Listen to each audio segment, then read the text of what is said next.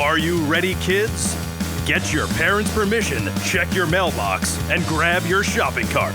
It's time for the Adventures in Collecting podcast. I'm Eric. And I'm Dave. Welcome to Adventures in Collecting, where we talk toy news, culture, and hauls, along with our journeys as collectors. Hello, everyone, and welcome back to Adventures in Collecting. As was requested by the voice of the intro, Joe. Hi. We're back, and if you read the description of this episode, you know that this is a special one. Today we are not doing news. We are not doing hauls. Aren't they all special at this point? Well, no, because now this one is actually a new format. We haven't done this yet, like just this. Okay. We did a top 10. But we did a top 10 like as kind of like the special subject after we did like news and hauls. But this time we are just going to focus on top 10 figures from the first half of 2021 because oh my god, we're already halfway through 2021, which is insane given the year we all just went through. But we have a special guest joining us today, Dave. Eric, do not, I repeat, do not bury that lead. You got it. Not going to do it. Joining us today from the streets of Philadelphia, the posing guru himself. Joining us tonight on This Here John is Just Jay Hernandez. Dave, Eric, thank you so much for having me this evening. The pleasure is all ours. But before we get into toy stuff, I have a Philadelphia question to ask you. Oh, sure. Pats or Genos? Neither. Ooh. Neither. You want gyms. Yep, want gyms. That's the answer. That's pretty much what it is that you want right there. Granted, you're going to be in line probably for about a good hour and a half, depending on what time of day you go there. But yeah, Pats and Genos like that. As far as just saying that you went there, just to say that you went there, sure, everyone likes to make that venture out to South Philly. But no, if you want yourself a good steak, go out to Jim's. There you have it. He did not. He did not agree. He did not fall for it. He of course he passed. I 1000% agree. So welcome to the show. As you heard, and as you're very well aware of, because we prepped you beforehand because we weren't going to just spring this on you. We're going to go over our collective top 10. I'm thinking there might be, you never know, there might be some crossover here or there between our lists, but we're gonna present to you, the listener, 30 or so action figures that we think were really cool from the first half of 2021, and I think in terms of process here, I think we should let our guest kick us off with the first figure. So Jay, what do you have at the? Let's start at the bottom of our lists. And work our way up. I'll go ahead. I'll go ahead and start with a couple of honorable mentions right now. One of them comes just from straight out preference because I just like it so much. Is probably the White Skull agent from Mezco 112's Rumble Society. Only because he's such a straight up basic figure, yet he looks really, really freaking rad. I mean, we're talking about a dude who's top to toe black gear with a skull mask. So for that, like for really all intents and purposes, that kind of just does it for me right there, as far as just what it is that I want out of an action figure. And then the other one, seeing that I'll go ahead and just put out the spoilers already, is that there's going to be absolutely no Marvel Legends in my top 10. Seeing that I hate to say it because I love the Legends team that much, but I haven't been impressed by any of the Legends that have come out so far in 2021. Now, I do know that we have a bevy of good stuff that's coming later on, from what it is that we have seen from reveals, from what it is that we have seen from this huge MCU drop or drops that they've had these last couple of weeks. But For me, I think the only one that's really scratched my itch is that new classic Thanos. I think that's a gorgeous figure. Yet at the same time, what's keeping it from being in the actual top 10 is the lack of really, really good articulation. Now, granted, for a big guy, he can still move a little bit, but not as well as I'd like it to. But I'm not going to take away the fact that they were able to make a really good looking figure, a good classic figure that just screams just Starlin all over it, man. So those are two right there that didn't make that top 10 list, but it would be a crime not to mention. Yeah, that Thanos figure is really, really nice in hand. So I typically don't go for the. I'm pretty much an MCU only collector when it comes to the Marvel Legends. I have a very few exceptions that I make. Mostly are like '90s Spider-Man associated exceptions to that rule. But that Thanos figure is absolutely gorgeous in hand. I actually really like the how they handled the gold paint apps on it. Yeah. How it kind of has like the armor kind of has that like little bit of like a metallic swirl to it. They did a really, really nice job with that figure. And he almost made my list too, which would have been insane given the fact that I don't really collect the comic figures. Yeah. And like I said, it would have been a crime just not to mention just at least one Marvel Legends figure here.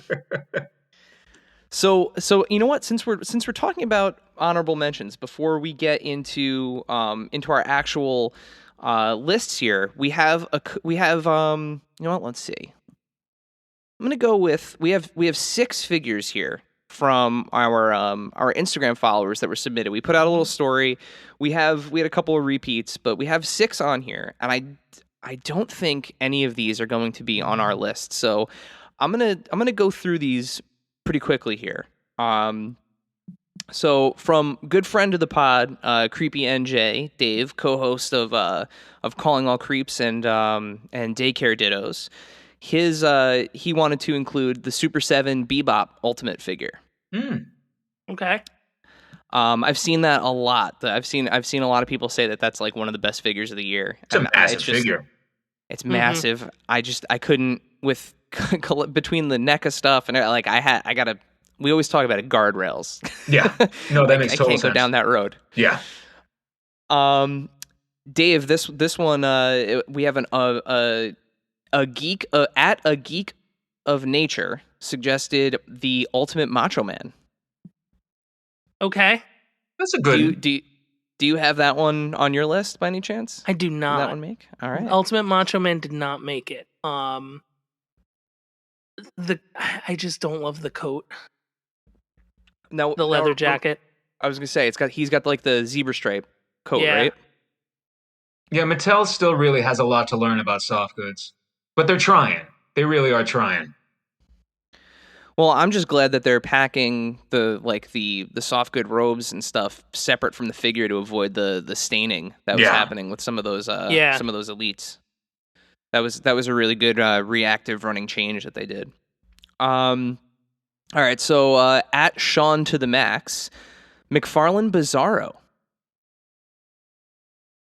That's a really good one. That came really close to being on mine. I wouldn't go so far as to call it an honorable mention, I guess, but it's something that could move around, and that's going to be the weird thing with my list is that some of this may move, some of this may change, but a lot of it needs to be unseated in some form or fashion.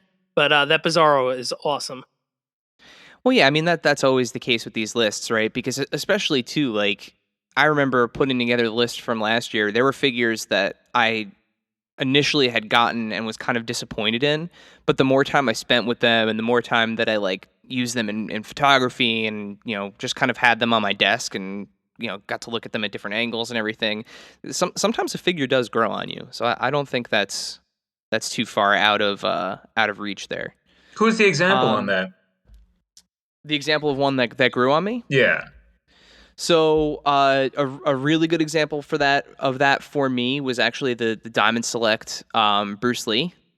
The one specifically the one in the yellow. I have both of them. Yeah. But the Game of Death, Bruce Lee. That outfit is just so iconic that the Game of Death, yeah.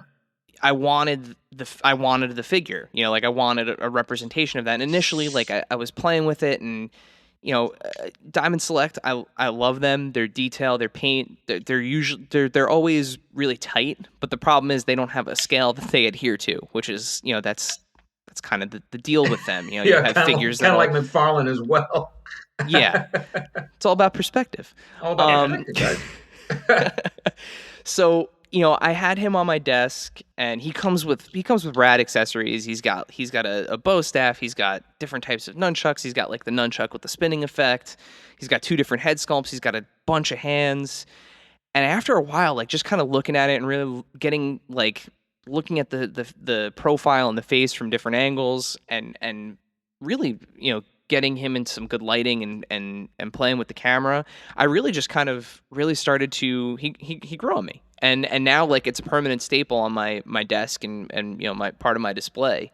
And it's just one of those figures I can't explain exactly why. Like it's not just one specific thing. It's just a combination of a bunch of little things, and like getting that right pose, and once you have him kind of locked in, it really is a good figure. Even if it's tough to scale him with stuff. Yeah, that's totally fair. I mean, as far as just the way that figure articulated, I thought that it was gorgeous. The only thing that kept me away from it was the actual likeness to Bruce Lee. Now, if you look at that figure straight up as just a generic martial arts figure, it was pretty terrific. The of the 2 heads, the neutral head, I think is a miss. I don't think the neutral head looks like Bruce Lee in any shape of the imagination. I think it just kind of, like you said, looks like standard generic martial arts guy. But the Battle Cry face, I think that face actually really does. Again, like once you have him in the right pose and you have the right hands on him, like I have him kind of permanently with the nunchuck tucked underneath his right arm, and then the left arm has kind of like the almost like the relaxed rock and roll hand extended out in front of him. And like I said, I love it. It's just the right combination of stuff, the right angle, the right pose really kind of brings that figure to life. Yeah. All right, let's see. Next one. So we have from Action Figure Avenger Zach, the new Bucky, so the new Winter Soldier from that Disney Plus wave. I have that figure in hand. I have that one, and I will say the face print on that is ridiculous. Like it is import quality face printing for a $20 figure. Like the 5 o'clock shadow, the likeness to Sebastian Stan. It's just that figure doesn't come with. He comes with no accessories. No His accessories are the Build-A-Figure that pieces. And is it me, or are the thigh cuts a little low? They are. It is not a perfect figure. It has some really great sculpting work on the chest piece, like his his uniform, for lack of a better word. The Wakandan arm looks fantastic, but the legs are a little funny. And again, no accessories. Now they did give him pistol hands, so if you do, you can very easily give him a firearm from another character. That the firearm issue with action figures that use firearms in their source material and not having them in toys, obviously, like it's a thing that's happening across the board. It's not just something that's specific to Marvel. But at least I kudos to them, not being allowed to pack in a firearm, but still giving him the hands to use one, to swap in one, was really smart. But the head sculpt alone on that figure is remarkable. So I could see why somebody would put that high on their list. I actually have. I see absolutely no legends in Philly, man. It's so bad. It really is. Really? I see none around here. The vultures pick them like just clean before morning, man. Yeah, that one was one of those ones where I actually Toy Shiz had posted the barcode, and I was at an unfamiliar Target. I had to go actually needed to rent a piece of yard equipment, and it took me near a Target that I don't frequent. And I went in, and they happened to be stocking the shelves. I asked them to scan the barcode, and they came out with the entire wave for me. Oh, It was fantastic. pure dumb luck, pure dumb luck. And it was before street date too, so nothing was register locked. Oh, double trouble right there. Oh, that's great. Yeah, it was awesome. And let's see. So the last one we have on our list here is okay. So this one is from at Craig Stuff. This is the Aniplex Buzzmod Tanjiro. So I think that's the Demon Slayer main character. I am actually wholly unfamiliar with Aniplex Buzzmod as a toy maker. Oh, right on. Okay. Yeah, this is something that I'm not wholly familiar with in my old age here. So I know I have not seen Demon Slayer. I know that it is kind of like lighting the anime world on fire. I've heard many talk about it. I've heard it's excellent. I know the film that they put out broke tons of records at the for anime films at the box office. I've heard a lot of positive buzz about Demon Slayer. But this looks like a really rad figure. Really great accessories. I love that it looks like it comes with like a cool like flame ring Yeah, it's pretty accessory sweet. for the sword. That's a cool motion accessory. Yeah, looks like it has tons of articulation. I have to see if Craig at Craig's Stuff, he does unboxings as well, and videos. I got to see if he did a review of this one and go back and watch it because it looks really cool. Just from the So pictures here, I mean, it looks pretty sweet. I mean, it really is a crime that I just don't take the time to watch too much anime. Like these days, like I'm still saying, hey, fellow kids, do you watch Trigun, the planet Gunsmoke? Isn't that fantastic? remember Akira? Ninja Scroll was always great, you guys.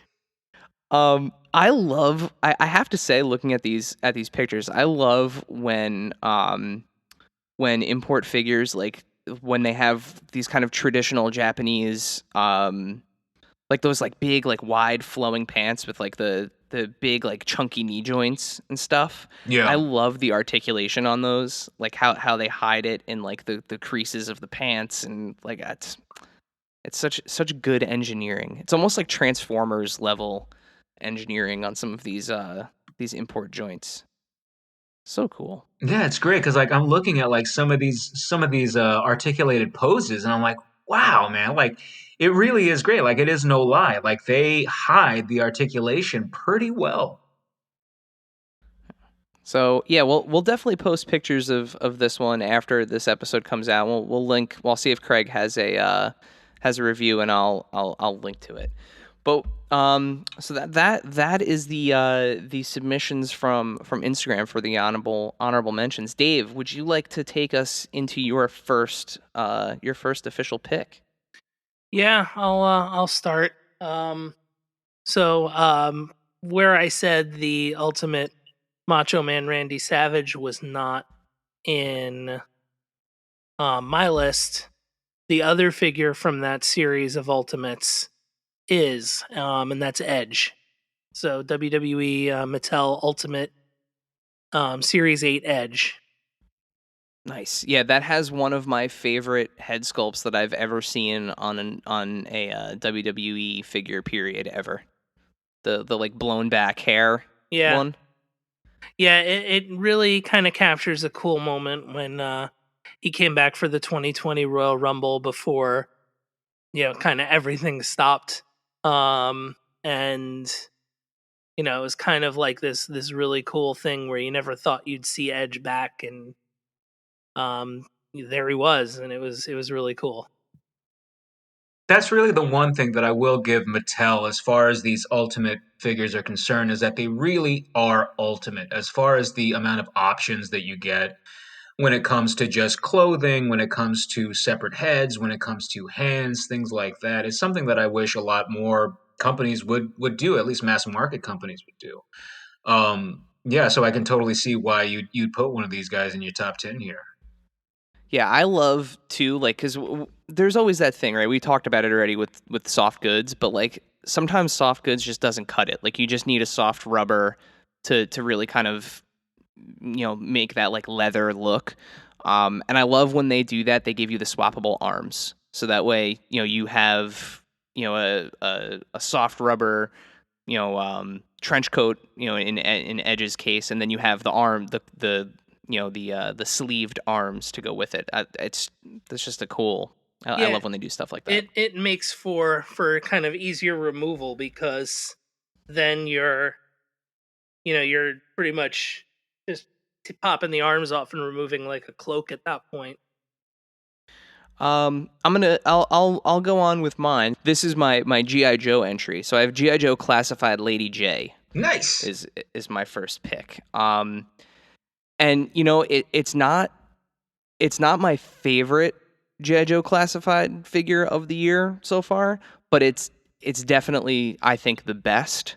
They did some things with this figure that Hasbro as a manufacturer has not done in any other line. I love the swappable hair and hat situation, the double jointed elbows on a female figure finally, and they're not gummy, which is awesome. I was worried that because of how small the joints were, that they were going to have kind of that gummy feeling that some of the pinless, smaller pinless joints have, but they're nice and tight, and they move the way that I need them to. I love her storage system. The fact that you can change the heads on the javelins, like it's just for me, it's a very it's a figure that really kind of showcases the engineering of action figures, and that's why it made the list for me. So Lady J, from Lady J to Just J. Let's hear your first pick for your official list. Cool. So number 10 goes to NECA's Guardians. Let's see, what was it? Defenders of the Earth, Merciless Ming.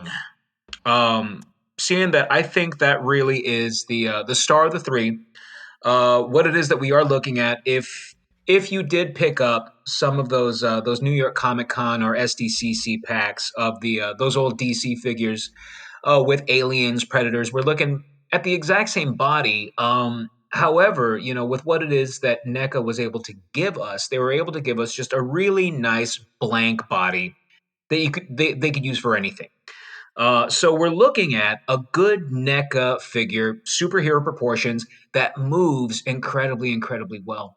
And the thing that puts this particular figure over the edge from his counterparts, seeing his wave mates, as it were, when we're looking at Phantom, when we're looking at Flash Gordon, is this guy has something that a lot of other companies have yet to do as far as mass market is concerned, and that is a wired cape, a beautiful freaking wired cape. You top that off with a really nice paint deco. The dude just pops on any shelf. So that's one that really did make an impact on me, and which is why I wanted to have it on my list. QC issues be darned.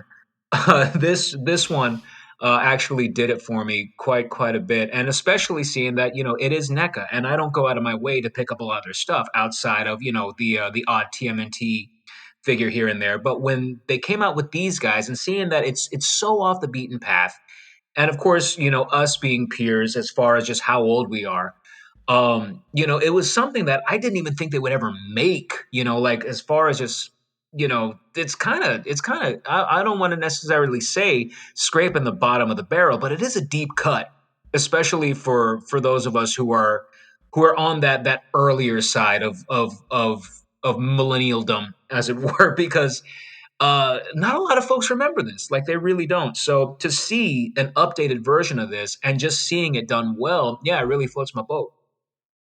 Yeah, it was awesome too when they announced those, to see the callback art to like the Galoob toys, and even on the finished product, the NECA logo in the Galoob font was was a really nice touch. Yeah, that's one thing that NECA really excels at, is just getting straight in, like not just the figure, but whoever's doing the graphic design for them. Like I'm remembering like them like doing the throwbacks to the Toy Biz 1989 Batman stuff, which Hmm. is fantastic.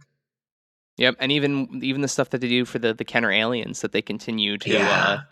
keep churning out. Just I saw the just yesterday I saw the Rhino alien in store, and it took a lot of self control not to buy it.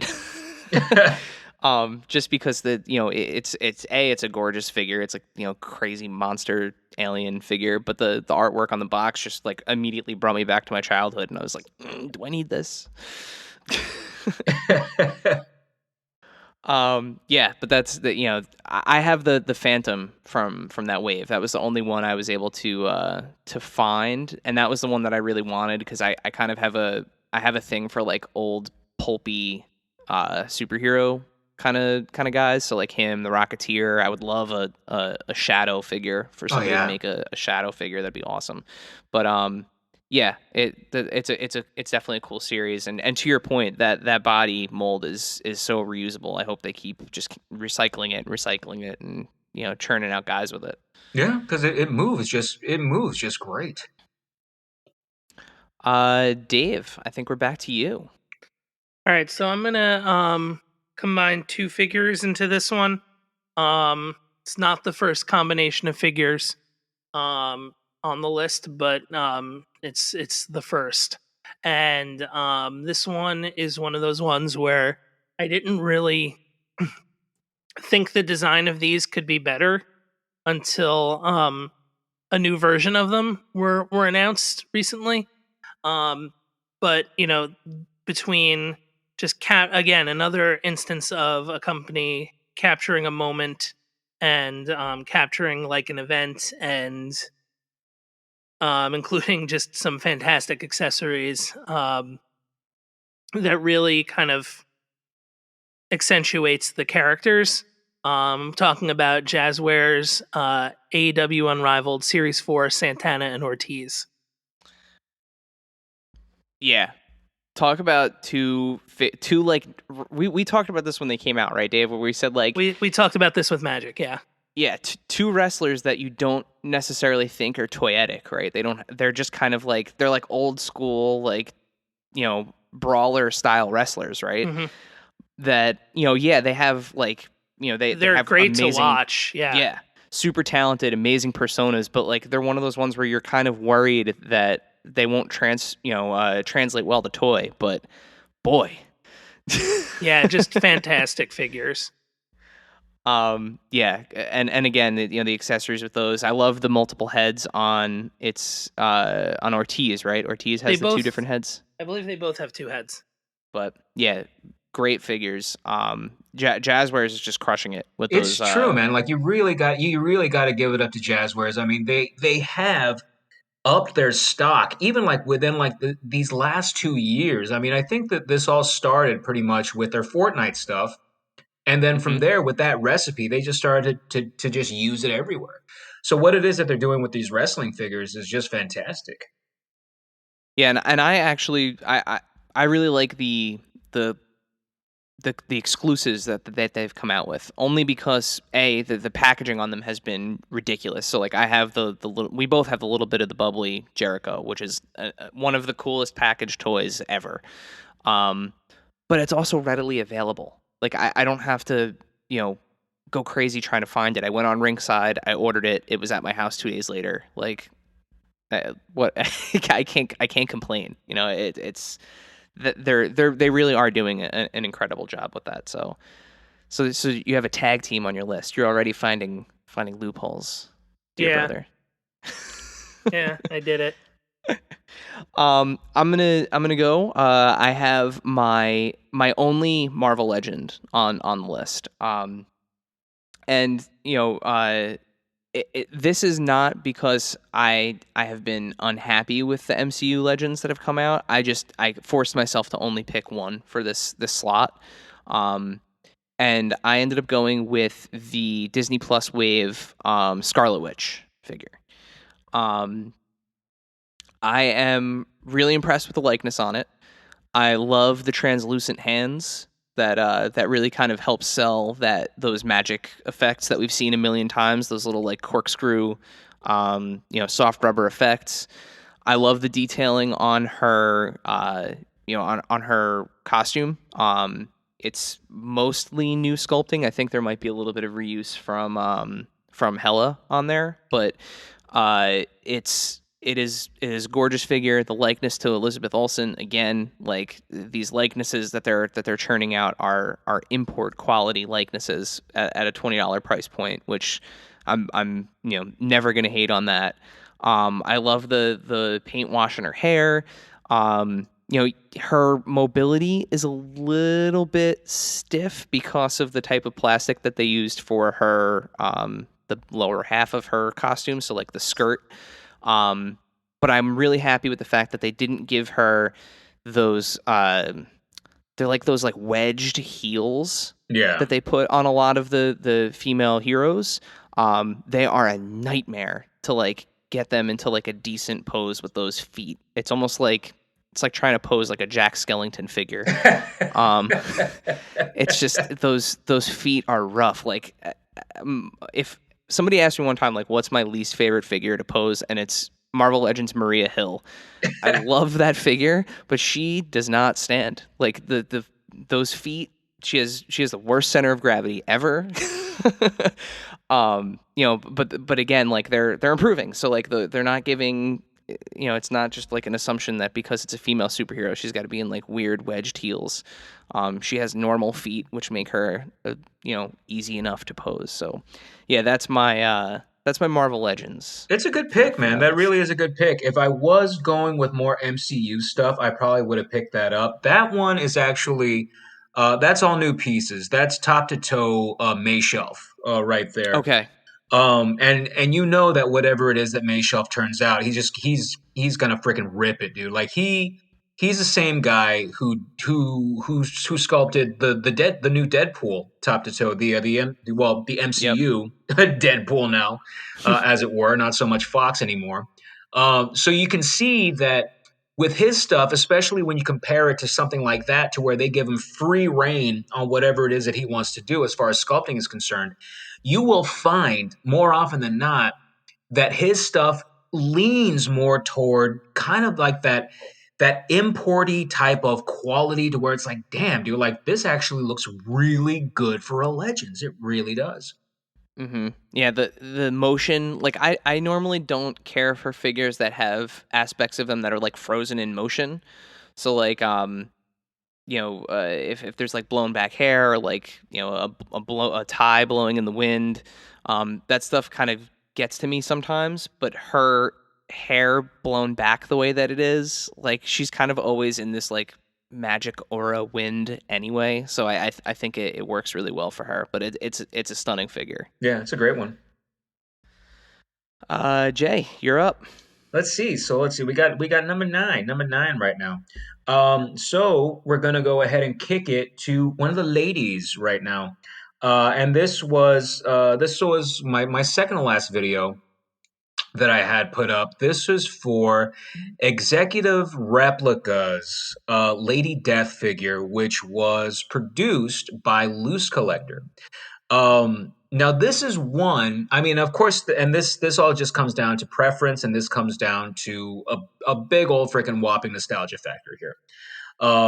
Because back in the day, like I did explain in my video, is that I used to collect all of those more action collectible figures. And the one thing that really just sucked about them, I mean, and of course, not necessarily sucked, it's just that they were products of their time, is that they really did lack in articulation. And these were characters who I really dug on. I mean, because back in the early millennium, as far as the zeros, the 99s and zeros, these upstart companies like Chaos Comics, You know, like they were just coming out with these really subversive storylines, you know. So of course something like Evil Ernie, which you know really goes far and away from your typical Batman and Spider-Man titles.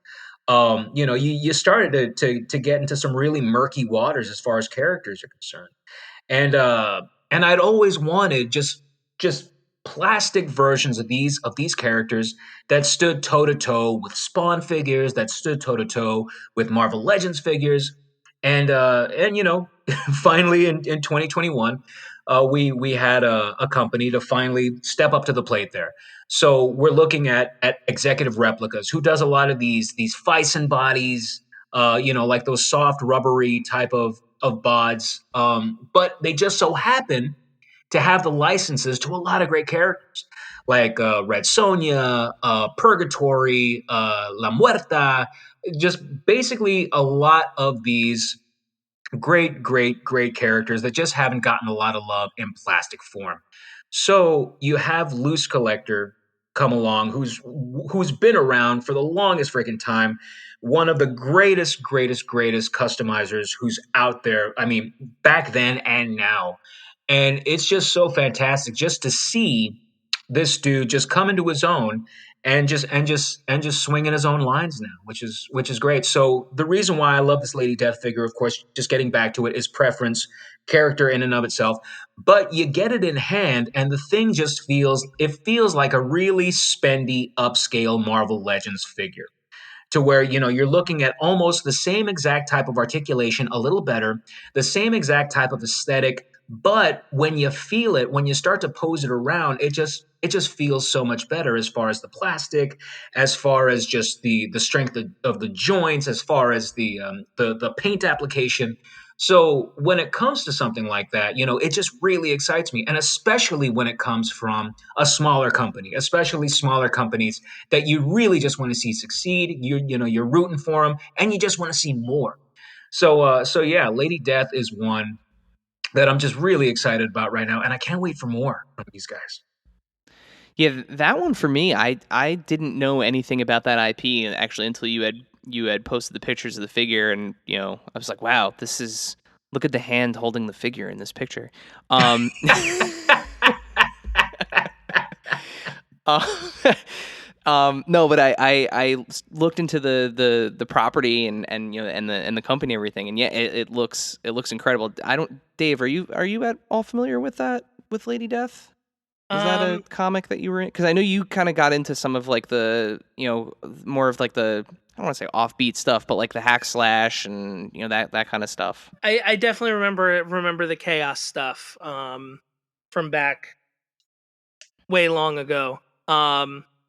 It yeah, definitely familiar with Lady Death. So when I saw, I just looked at the figure and I'm like, oh yeah, I know who that is.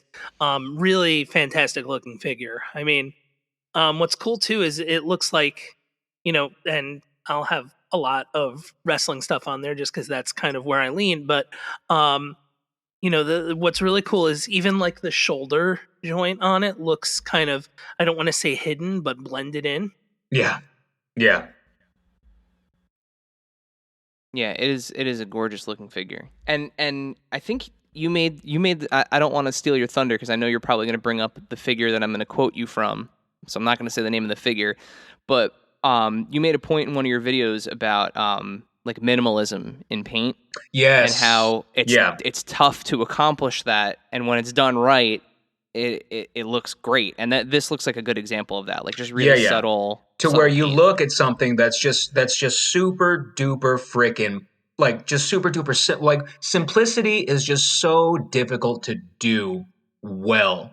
But when it's done well, it looks so true to the source material. Whereas, like I said in my video, when it comes to just basic applications done badly, it just looks cheap. And you look at this particular figure, it does not look cheap at all. All right, who's next? Who's up next? Is it me?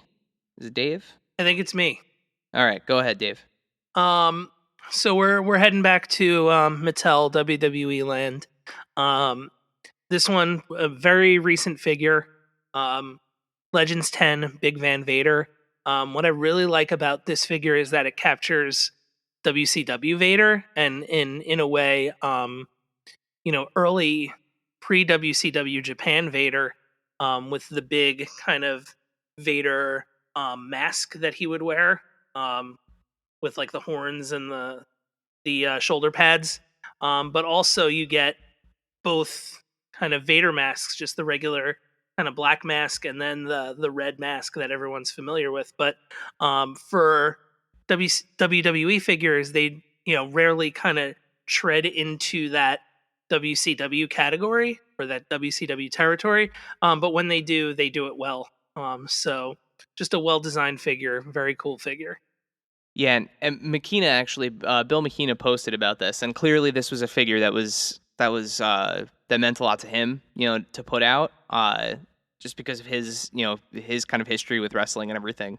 And as the folks at the Major Wrestling Figure Podcast like to say, it's a McKenna mashup. Getting that kind of 2-in-1 with the figure, but I happened to come across that one in Target recently, and I gave it a good once over, and it is a really cool figure, really really cool figure. There's actually been a lot of Mythic Legions collectors who have been picking that Big Van Vader up just strictly for the accessories. I mean, because they're that good. Mm-hmm. Yeah, that helmet totally fits right in with Mythic Legions, 100%, 100%. All right, so I'm gonna move into my first Star Wars pick, one of 2 Star Wars picks on this list.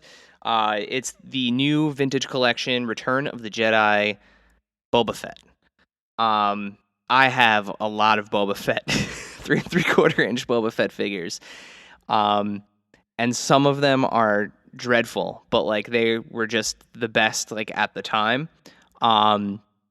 This is officially this is the new benchmark for a Boba Fett figure for the scale, for the 3 3/4 inch scale. It's gorgeous. The soft goods are amazing on it.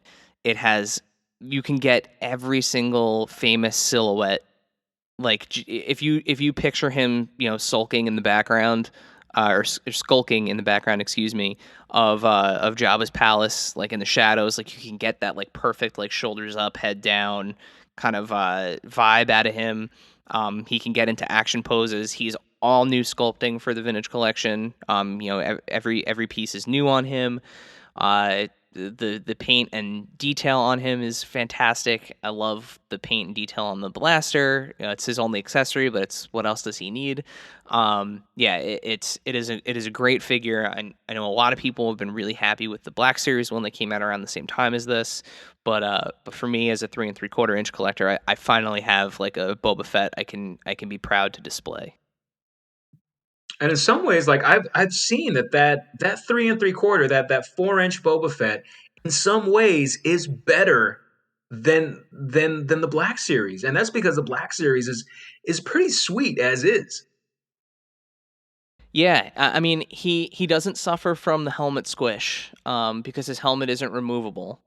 So the way that he's packaged and the fact that the helmet is just all kind of one piece, he doesn't get that shipping squish that are happening to some of the Black Series ones, where people are having to like heat it up and kind of remold it. But yeah, it is amazing. I'm super impressed. The new stuff that they've been putting out for the vintage collection, and we'll get to one of those as we get a little bit higher up on the list here. But it really is incredible, the new stuff that they're doing with the vintage collection. I'm super, super impressed. Jay, back to you. Right on. So we will go ahead and go to another smaller toy company here. And the only reason why I'm putting these in 2021 is because I didn't land them in 2020. And I am talking about everyone's little favorite desk buddy. I'm talking about plunderlings. Hey. These things really are a lot of fun. And for me, I went ahead and picked out Zombone, saying that he's my favorite character. But we are pretty much looking at the exact same buck for a good portion of them, give or take. A few different sculpting, a few different sculpting differentiations in the head sculpts. But for the size of these things and for the way that they move and the way that you can just like put them in like all sorts of just crazy poses. Given their large hands and feet, they're so easy to balance. And as far as just, with the way that they mix in with a good majority of 12 scale stuff, like I've been saying in a lot of my live streams, they're just so much fun to have around. I mean, they really are just so much fun to have around. And not only that, uh, with where my collecting tendencies are going, I find that I'm picking up a lot more stuff from indie companies than I am from a lot of mass market stuff right now. Granted, I still love my mass market stuff, but I'm starting to appreciate all of the more indie stuff just that much more. So I find that Plunderlings right now, like they're really just scratching that itch of just really, really good craftsmanship, but just like getting back into why we started collecting these things when we were kids, which is the F word right there, which is just fun. So yeah, these guys, like I said in the video that I put up, I think like back in I can't even remember now, like January, February, somewhere around there. Like it seems that we've been going through 2021, like through about a good year Breakneck. now, and it's Yeah, only been half. breakneck speed. Um, yeah, really, it's like those little guys really are doing it for me. So here's our first crossover. So they were also Plunderlings was also on my list. Nice. I had them up a little bit higher than you. I had them up a little bit closer to that number one spot. But I had specifically I had Grotto on my list. I had the fawn. Oh, that's a great one. Um, I have that one too. Yeah. I love that little red guy, man. That little red bastard, he gets everywhere. My favorite thing to do with them so far is I'm starting this little 1/12 scale video game collection. So I had messaged you about the Pikachu that you had because I wanted I wanted a little Pikachu. I have the Jax Mario. I have the Jax classic Sonic the Hedgehog. I just picked up Figma Link. The Plunderlings look so good with those video game characters. Yeah, they mix right in.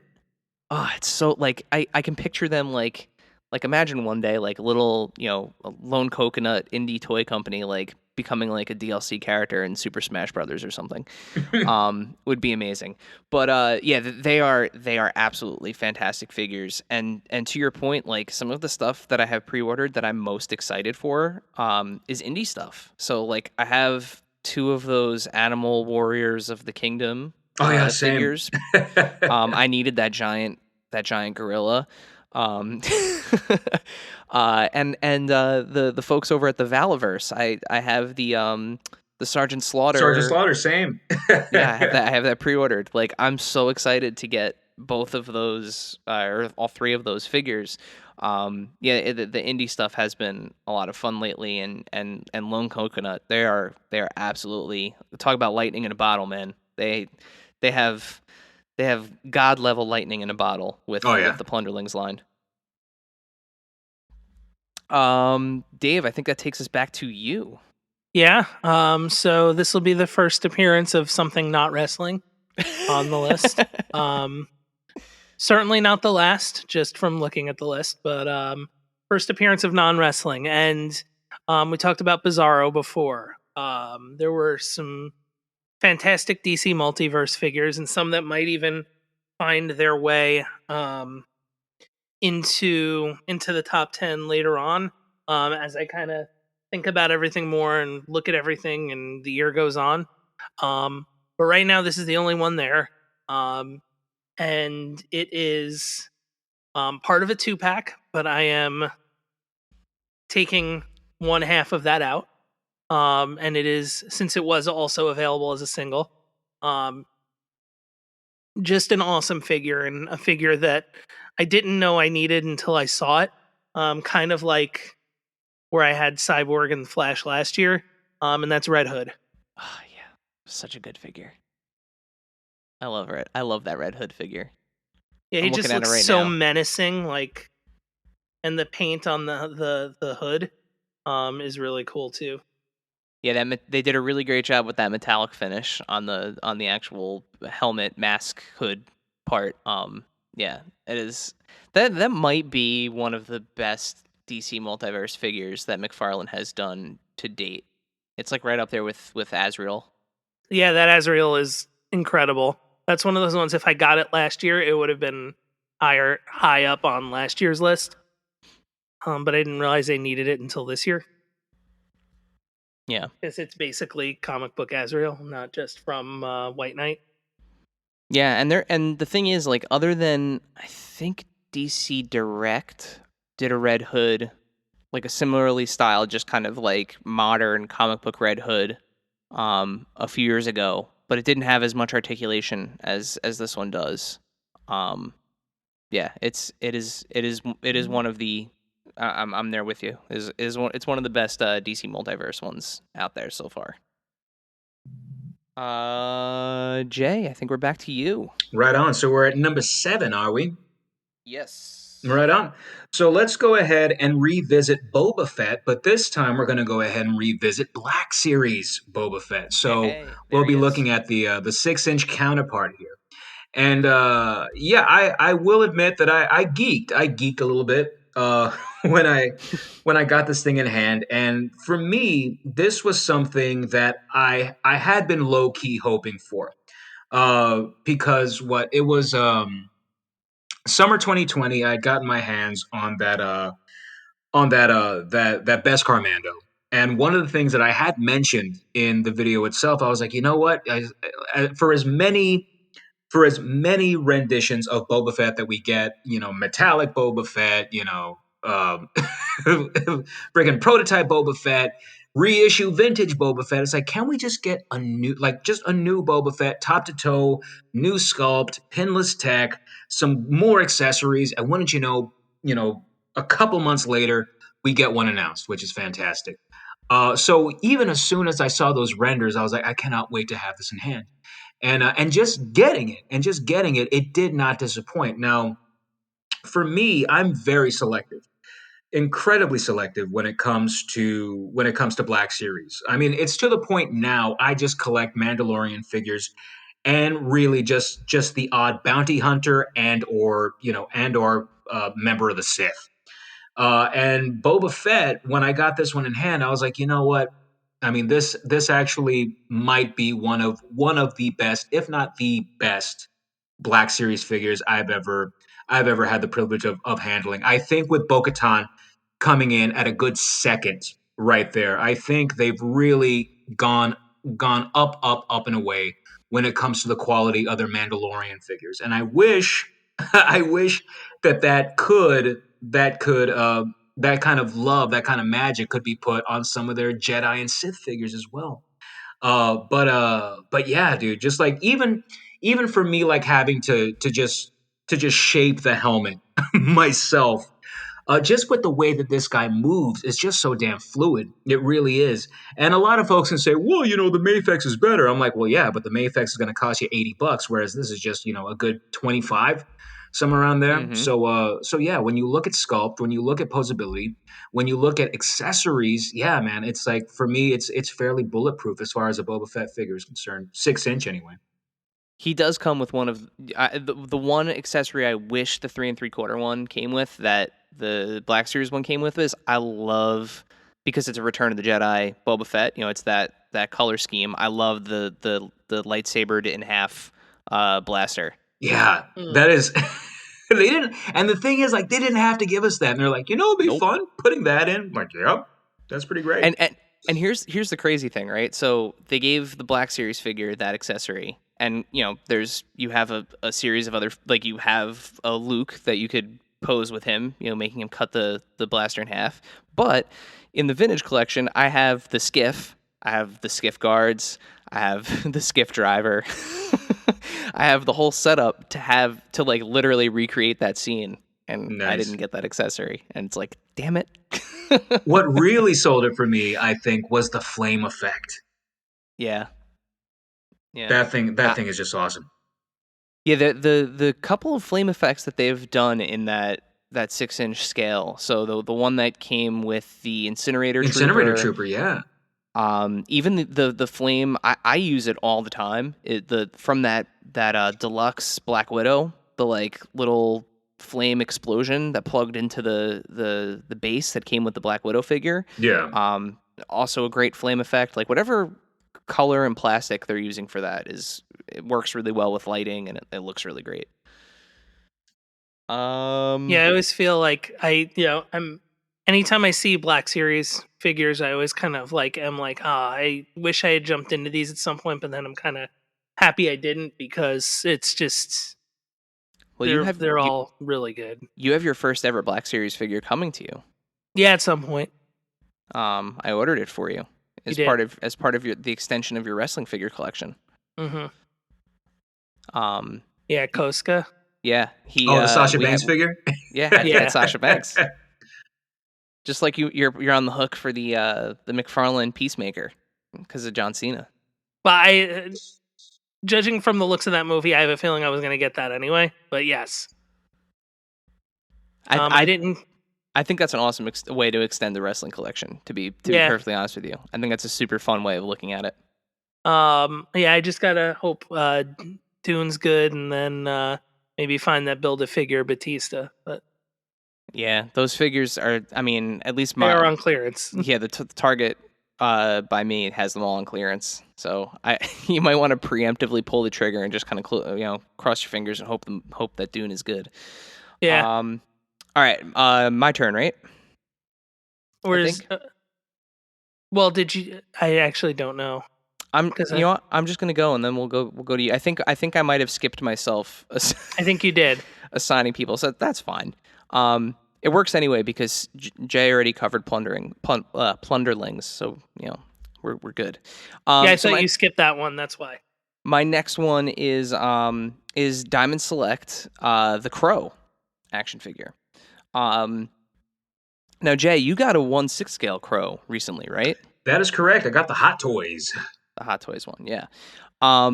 So I don't know what it is. So I know Diamond Select specifically. We had Zach on the show recently, and we found out that the reason why they were able to produce Brandon Lee Crow figures, there's actually 3 now. There was a Walgreens exclusive, and then there's a Comic-Con exclusive with a really cool wingback chair that's coming out.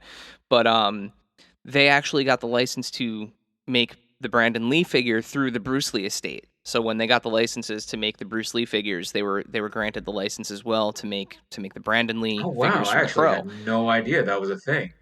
Yeah, because what ended up happening was we had gotten some questions for that episode if they were going to be producing more figures from the Crow film, and when we started talking about it, Zach had basically let us know that on the show that that the license was really just for the Lee name, which is why they were able to make the Crow figures, which is and use Brandon Lee's license. So I have the standard release one, which is the one in the trench coat with the he's got the cool hole in the hand and the really nice guitar and everything, and he's got the tombstone and he's got the 2 different crows that come with him. Really great accessory set. Really great likeness, really great paint and detail, moves really well. He doesn't suffer from any kind of like articulation hang up, and he doesn't feel like he's like 8 feet tall. Which is again something that tends to happen with the Diamond Select figures. Like he actually scales well with NECA stuff, which in terms of like movie pop culture display type things like that actually works out really well.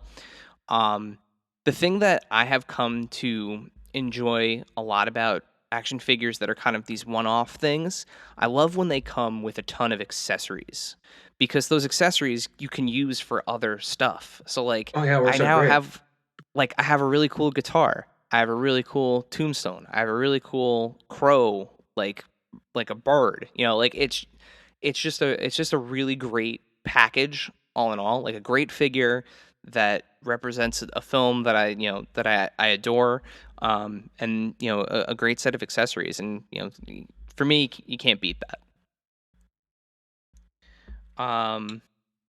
Yeah. So Yeah, it's definitely up there with the old McFarlane one as far as the annals of Crow figures go. yeah, and at least this one's not in that permanent I think that one he had like the arms out, right? The arms He had, out, like, the arms. yeah, Yeah. that arms out thing going on.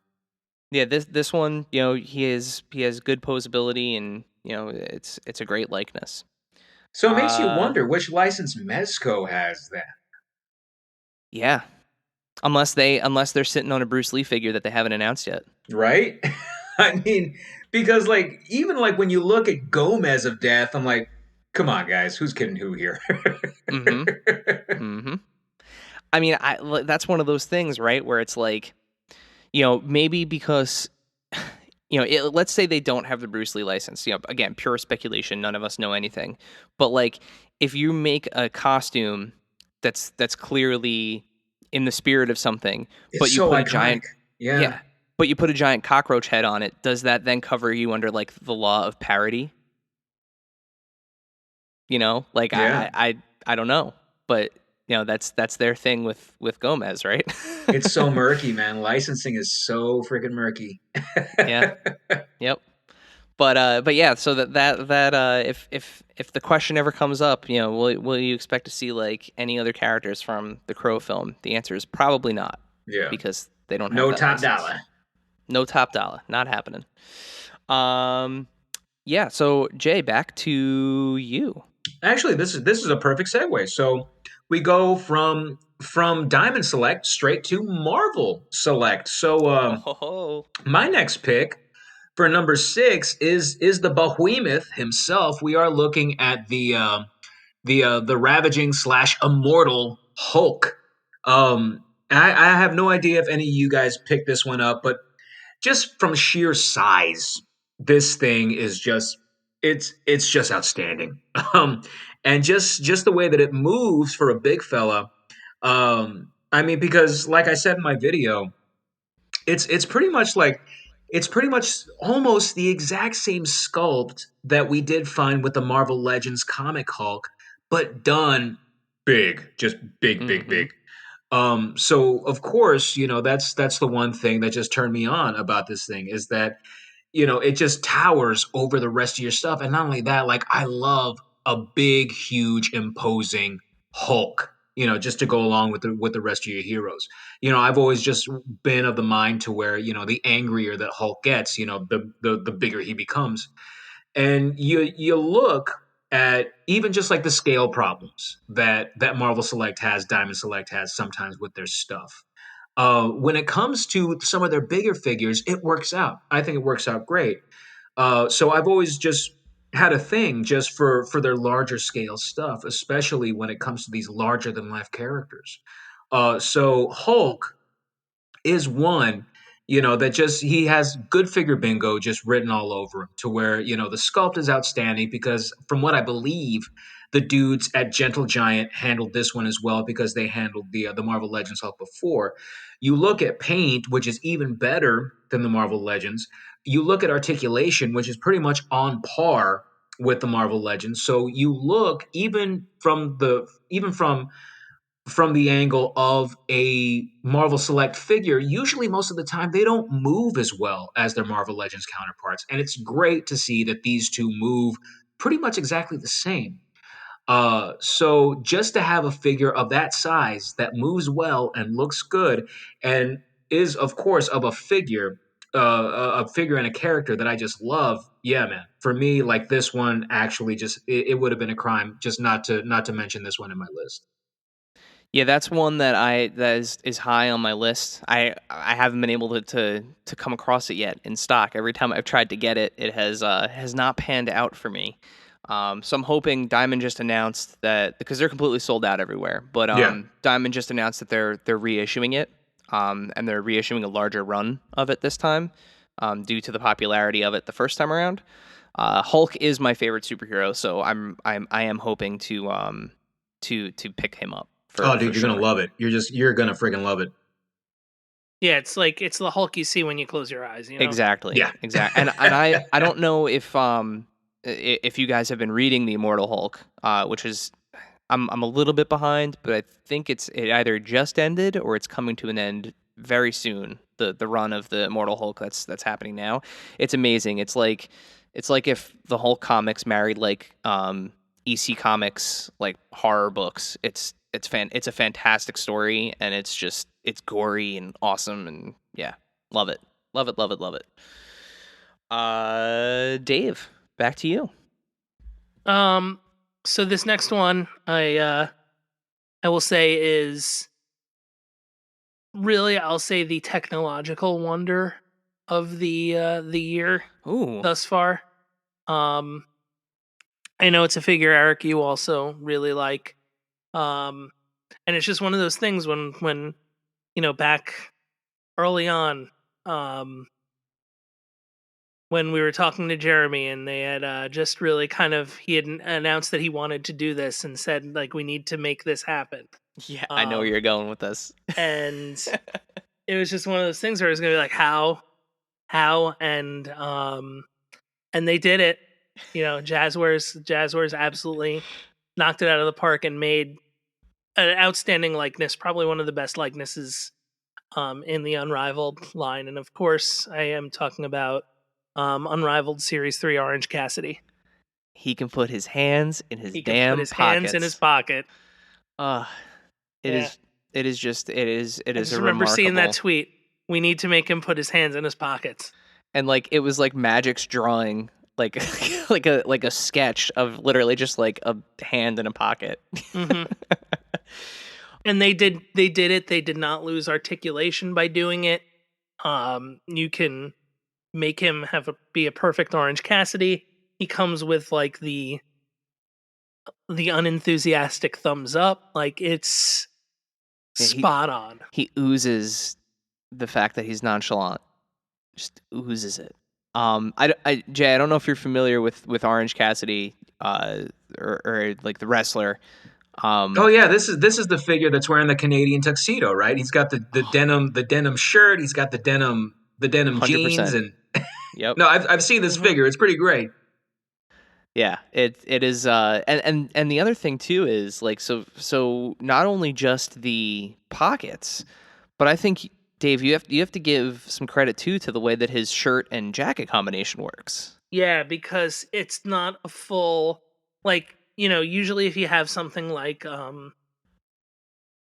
best one I can think of is like the Best of the Attitude Era Triple H, where it's like a jacket and a shirt and it's just like this weird bulky thing. Yeah.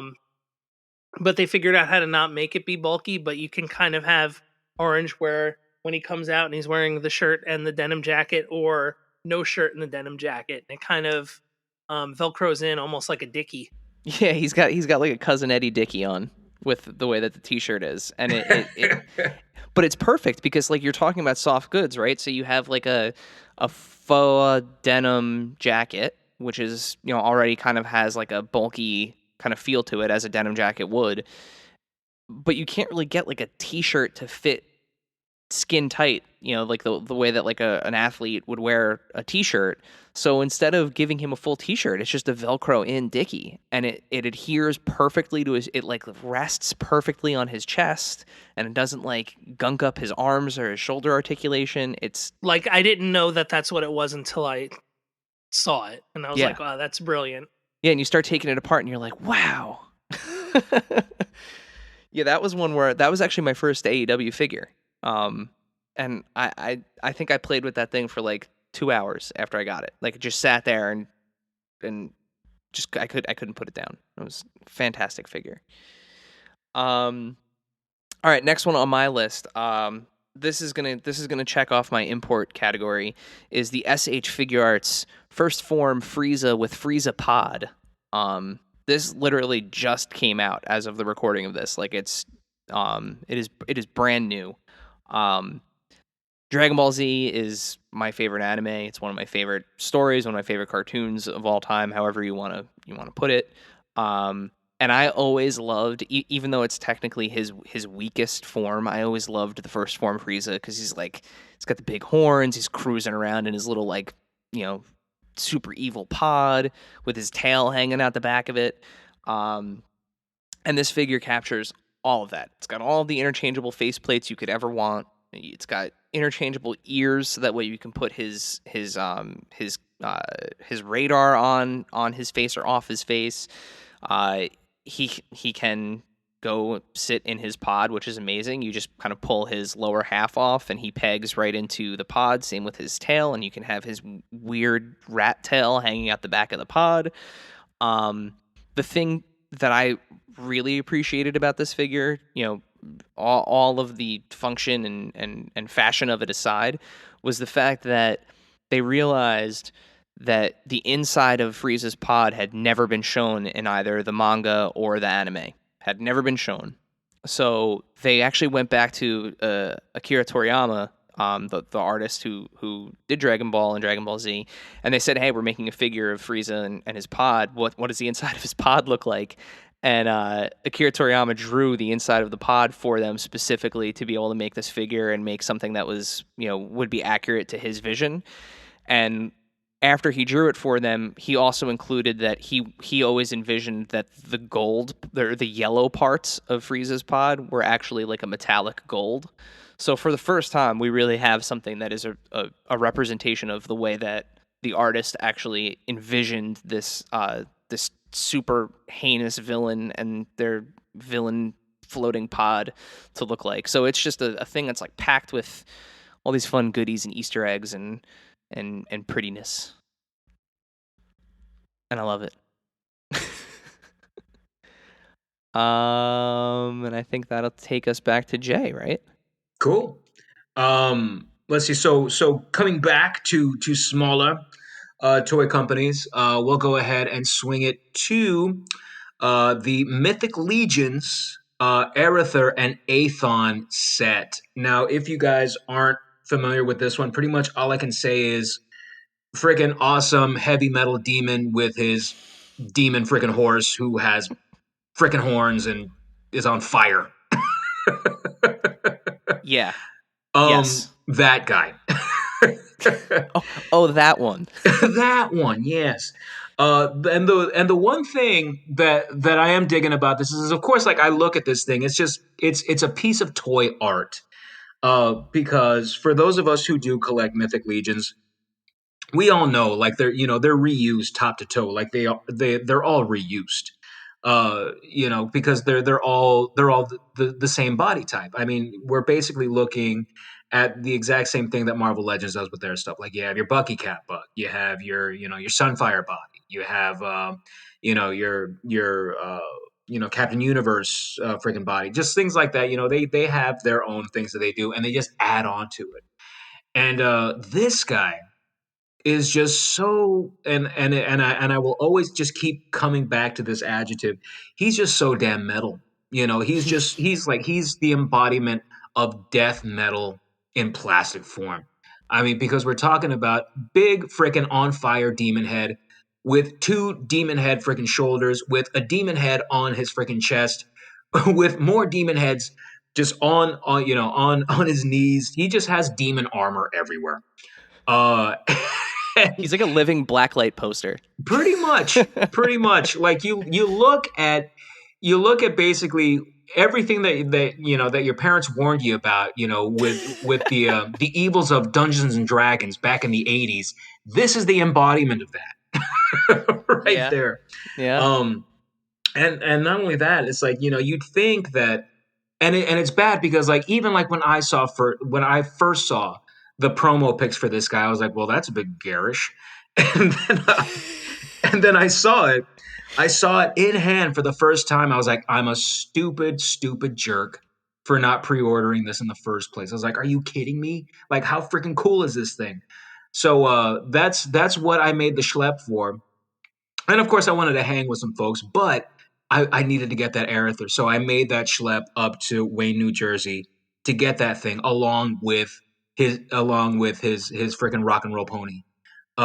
Because this thing it's just massive. Like it really is just freaking massive. And it sucks because like you can see pictures of it and it looks great, but once you have it in hand, like you see just really like what all the commotion is about. Because for some odd reason, but then again, it's not really odd. This is the wave that's just going up like freaking hotcakes right now. Like BBTS cannot stock it fast enough. Like every time they get a little bit more for pre-order, they're just gone. Like they're gone.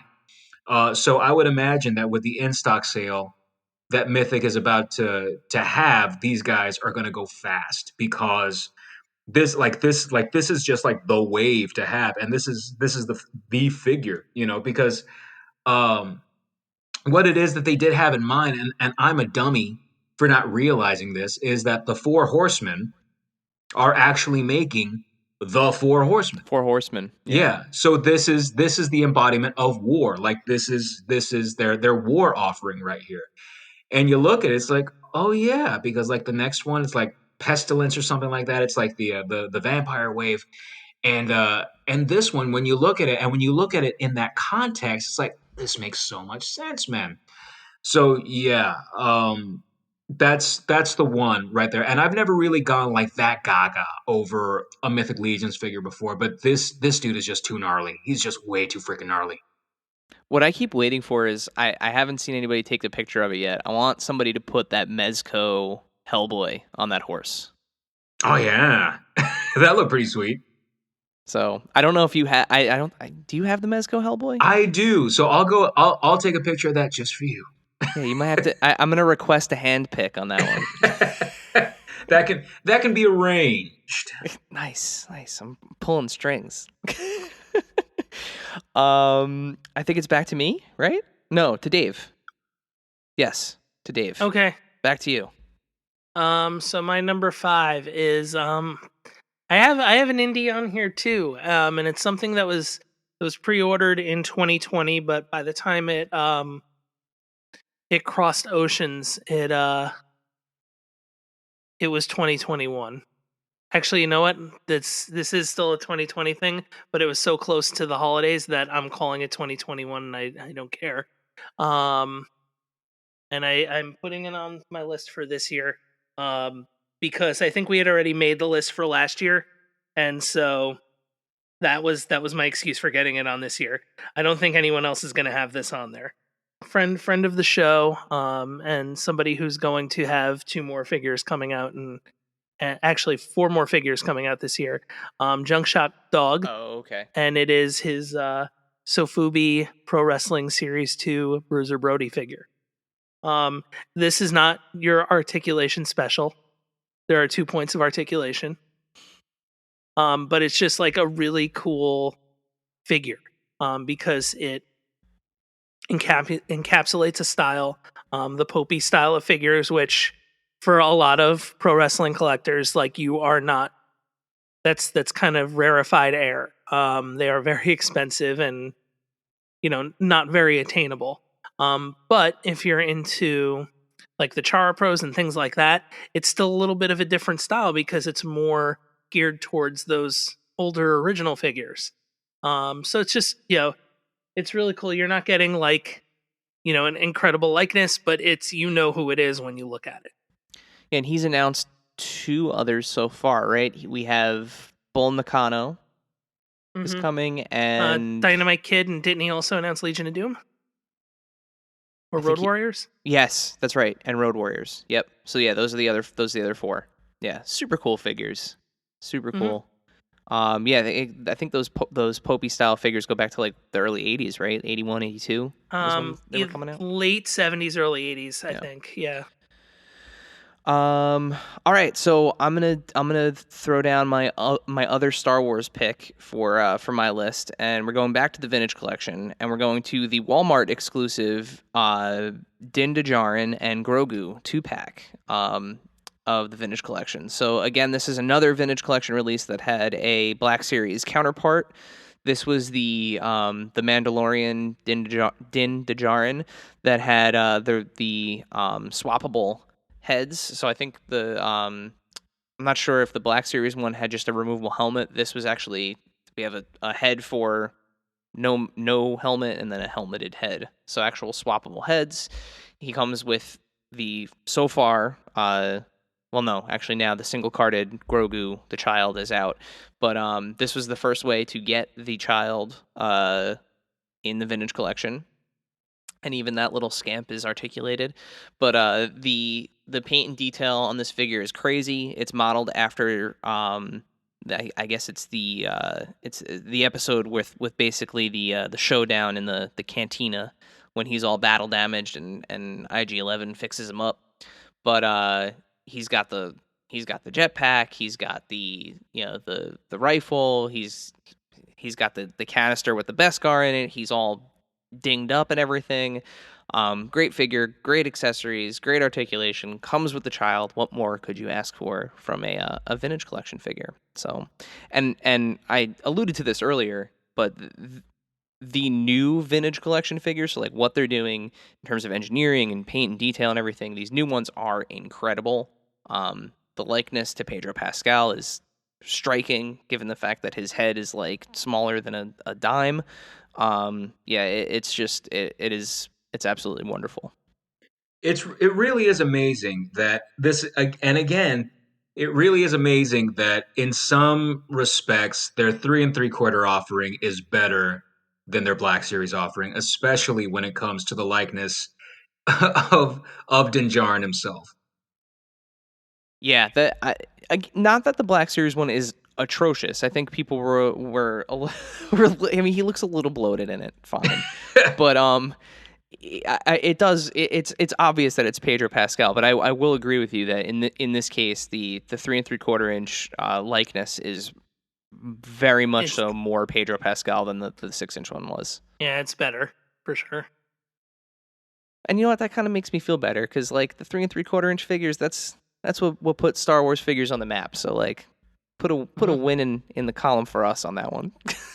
And I mean, you're going to be getting more with the Razor Crest eventually, and yeah, I can't wait for that, man. That's going to be super cool. Yeah, that's why I actually skipped the single card vintage collection child release. He comes with the original Pram, that the off-white one that he that Din picks him up in the first episode. He's not in that for super long. He's in the like chromed out one more, and that's the one that comes with the Razor Crest anyway. So I saved myself the $13 and skipped the single card release, knowing that I'll be getting one with the Razor Crest. And you gotta pick and choose sometimes. Jay, we're back to you. Sure. I would hate to retread old territory, but only because I need to reiterate everything that was said about it. This Lady J figure is, I think, is probably one of the best, if not the best, classified figures that's out there, in my opinion. Only because of the versatility of the accessories, and of course, we do have something that is legendary because not since and I will say that Proxima Midnight is the exception to the rule when it comes to double jointed elbows, only because she's a huge, like, it was a very large figure. So of course they had that space, to put those double jointed elbows.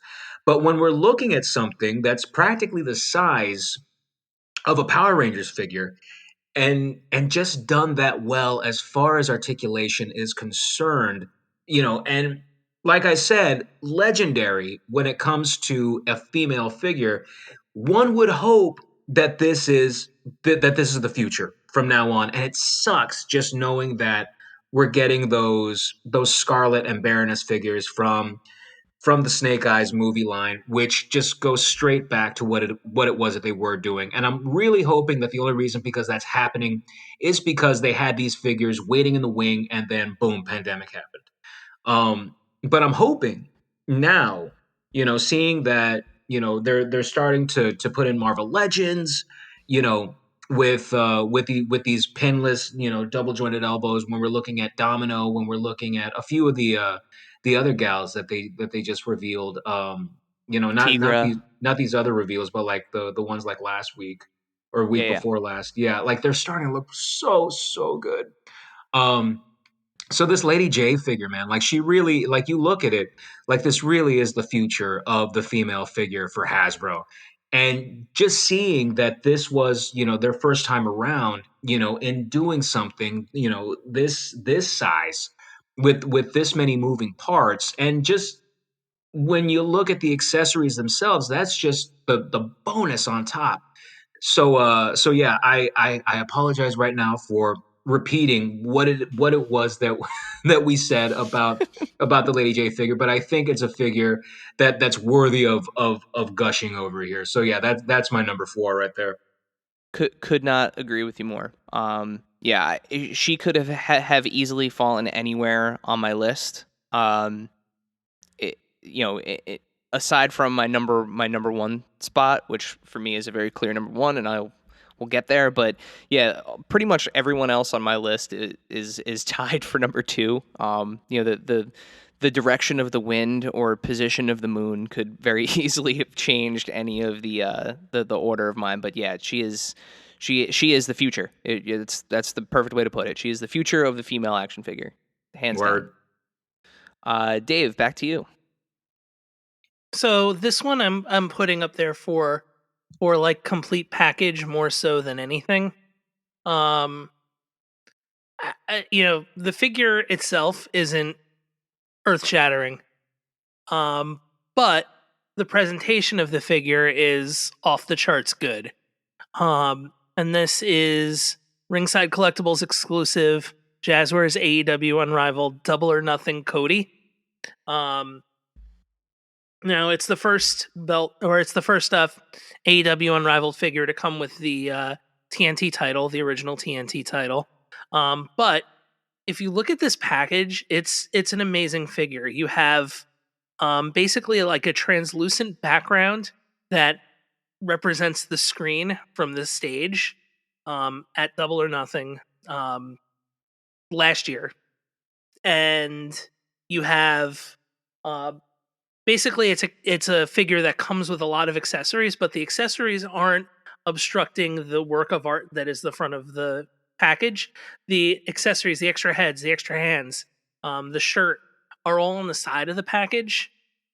So it's just, a well presented figure, and kind of sort of like the a little bit of the bubbly from last year. The package is really what kind of makes this figure. Same here for the Cody. Yeah, some of those special packaging for those ringside figures, I recently discovered the artist behind them. Actually, I think he's new to Instagram. We're gonna give him a quick shout out here. Chris Metzger, of Jazzwares. If you want to give him a follow, he's C_M_Metzger, METZGER. He does the specialty packaging for Jazzwares, and prior to that, he actually did packaging for Marvel and Toy Biz. He even going back to like the Toy Biz era, like WCW and TNA figures. So he's been doing packaging for a long time, and some really iconic lines, like including like the Spider-Man film figures. He designed the packaging for those back in the day. But what he's doing at Jazzwares with the AEW line right now is wild. Whether it's the set you just mentioned, a little bit of the bubbly, the Jurassic Express 2-pack, he's having a lot of fun with the packaging design, and it's great. It's absolutely great. All right, so my next one, I have a sinking suspicion that this is going to at least be on my brother's list, but it might be on yours too, Jay. This was a figure that we all ordered. I know we all have it. We all ordered this figure last year, actually about a year from where we are now. So last May, we all ordered this figure. And through some trials and tribulations and some Kickstarter issues, eventually we got the figure in early 2021. It is the Kickstarter Spawn figure. That's bold. So I'm putting it on here, and this is why. All right, so Spawn figure, the one that this is modeled after, to say that this is like a modern version of that original Spawn figure, and the giant clamshell with the comic book in the back. If you want to talk about like iconic action figures from the 90s, I think it's one of the most iconic. From soup to nuts, like the big cape with the living hinges that lasted about 2 years before they fell apart, and you ended up with like half a cape. To his weapon being a wooden board with a nail in it. It was an iconic figure. It was a new character. It was a new line. It was just all new, and it doesn't get more 90s than Spawn. When we first saw the mock-up model of this at Toy Fair last year before it had any articulation lines, when it was literally just a statue standing there. And Todd was and the rest of the McFarlane team were telling us, like, this is going to be a Kickstarter, this is what it's going to be, yada, yada, yada. By the way, here's the Mortal Kombat 11 Spawn that we're debuting. Look, a new Spawn figure. It was just kind of like everything was Spawn-tastic. So is this the best articulated figure that has ever existed? Hell no. Did Todd make some promises for this figure that it was going to do certain things and it ended up not doing them? Yes. Like, we were told the cape was going to be removable and it wasn't. We were told there was going to be, an ab crunch, and there isn't. Like, there were things that were promised that were not delivered. But I think overall, from the unboxing of this figure, the way that it's shipped, the way that the experience you have of actually opening it, the fun accessories that it comes with, the Necro Energy, the giant sword. Once you have this thing actually standing on the desk next to you, and he's got this massive cape, and it's just this big old hunk of plastic that's like exactly what McFarlane Toys is known for. When I have it in my hands, it makes me feel like I'm a kid again. And it makes me feel like I'm opening that original Spawn figure. And it like immediately just brings me back to like more innocent times of when, it didn't matter how an action figure moved. It just looked cool, and it looked cool on my desk. And, or it looked cool, with my other action figures. And for me, that's what the Spawn figure does. It is an updated version of that, what was it, 1994, 1995 Spawn figure. And it does everything that I need it to do. I wish it did more. I wish the cape came off. I wish, I was all for your, Jay, your petition to make it a soft goods cape, a wired cape. I mean, that would have been incredible. But at the same time, it having a big chunky cape that has 2 hinges on it, I mean, that's an updated version of the one that we had when we were kids. So, I can't be terribly mad at it. Ultimately, I still haven't figured out a place where I'm going to permanently display it because it takes up so much room. So it was out for a while, and then it carefully went back in the box, and that's where it is currently being stored. But I do love the figure. It is not my favorite figure of the first half of the year, but it is one that means a lot to me. So that's why I put it on my list. I think that's a pretty fair assessment right there. I mean, you've pretty much listed off everything that is just great about this figure. And of course, a lot of that does come from preference. I mean, it's the reason why I have 2 of them, and the reason why I won't give them up. Even though like Spawn is not on my list at all, but there's no way that I'm selling these guys or getting rid of them or anything like that because of the exact same reasons that you just detailed here. Because, I think of like me, like saving my per diems from school trips just so I could go out and buy, Spawn figures. Mm-hmm. And like and these are the figures that they really do take me back as well. Granted, those ones were a little bit easier to pose because I find that even trying to pose these things like now, like I have been saying, like they literally hurt. Yeah. Yeah, and they will mess up your light box and your display, and like everything is sharp. Oh yeah, which is why like these things, like they're not coming near my dioramas at all. They will ruin them. Yep. I just like I don't know where to put him. So like I have a little McFarlane display that has some of my DC Multiverse. It has some of the My Hero Academia, and then it has my some of my classic McFarlane stuff, and then the Mortal Kombat 11 Spawn, who's actually holding the giant space gun that the Kickstarter Spawn came with. I would love to have him on display somewhere. I just don't have the display real estate for him to take up an entire cube. Yeah, I was gonna say it almost needs like his own cube, and and then here we are, like you can go to GameStop and pre-order a clown and a violator, like, Yeah. and the violator looks enormous, which is what it's supposed to. So like, it almost kind of got me thinking about how much I enjoyed the figure again.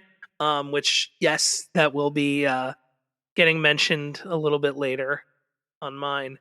And for all the same reasons. Like, for me, it was one of those things where, like, I didn't care about what it didn't do, but more so about everything else that it did do.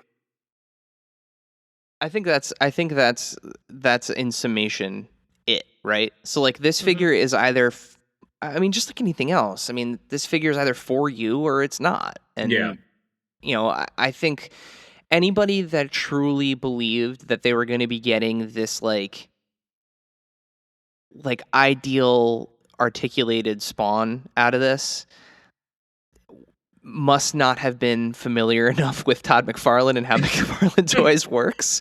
Like, I mean, I, and I don't mean that as a knock to anybody. I don't mean that as a knock to Todd. He does what he does, and that's what he does, and that's what he's always done, and he's never gonna change. I mean, like, what was his documentary on Sci-Fi called? Like Hell, I Won't. Yeah. That's just, that's who he is, and as he was making these promises with the figure, like, I had to I kept reminding like the people in our orbit, like, grain of salt, guys, grain of salt. If that cape, if he's making a hard cape and it's going on there, it's gonna be on there. Like, that ain't coming off. It really does suck though, because the articulation, actually, it's not half bad. It really isn't half bad. The cape kneecaps it. It absolutely kneecaps a lot of what you can do with the figure. And I know did you ever finish the mod on yours with the soft goods cape? Oh yeah. The soft goods cape is fan-freaking-tastic, man. Like, if you saw the picture that I put up on Twitter yesterday, as far as like my new Death Buddy arrangement, freaking that Spawn has the place of honor now. Yep. That's right. I was just gonna say, I did see a soft goods cape on your. I'm looking at it. Yep, there he is. Yeah. Right by that Cygor that can't move very well, but it looks great. Yes, Cygor. Yeah, another. If there's one thing that you can always bank on McFarlane Toys doing, it's giving you a lot of plastic. A lot of plastic for very little money, which is freaking fantastic. Yep. And I mean, he said it back when we interviewed him at Toy Fair. Like, it was like, I am here to give you plastic. Yeah. Yep. And boy, has he this year. I mean, I don't know how they're producing the amount of figures that they're doing, but they're doing it, and they're selling. It's insane, dude. Like, it really is insane. For a company that small, they're cranking out stuff and taking up peg space on its stores. It is remarkable. It is, and all of it Batman.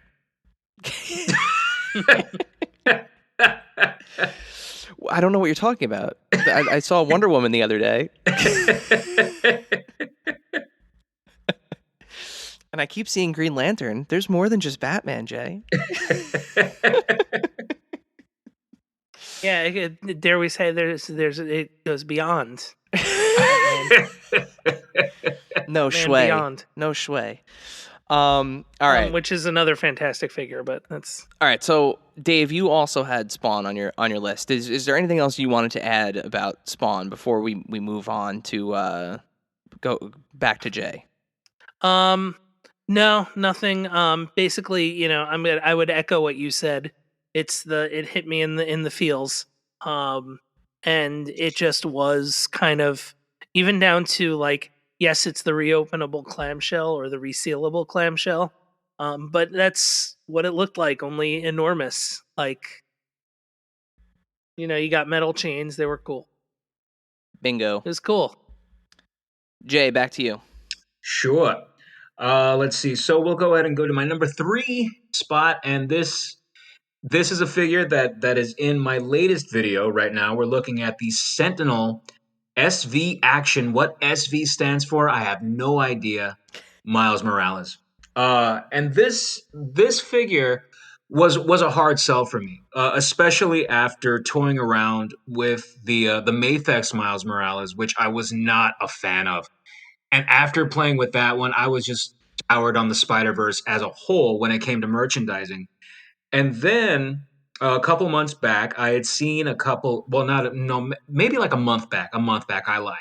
A month back, I had seen some in-hand picks from an overseas seller, and I was like, wow, this actually does not look half bad. So I was like, you know what? I'm just gonna take that $90 plunge.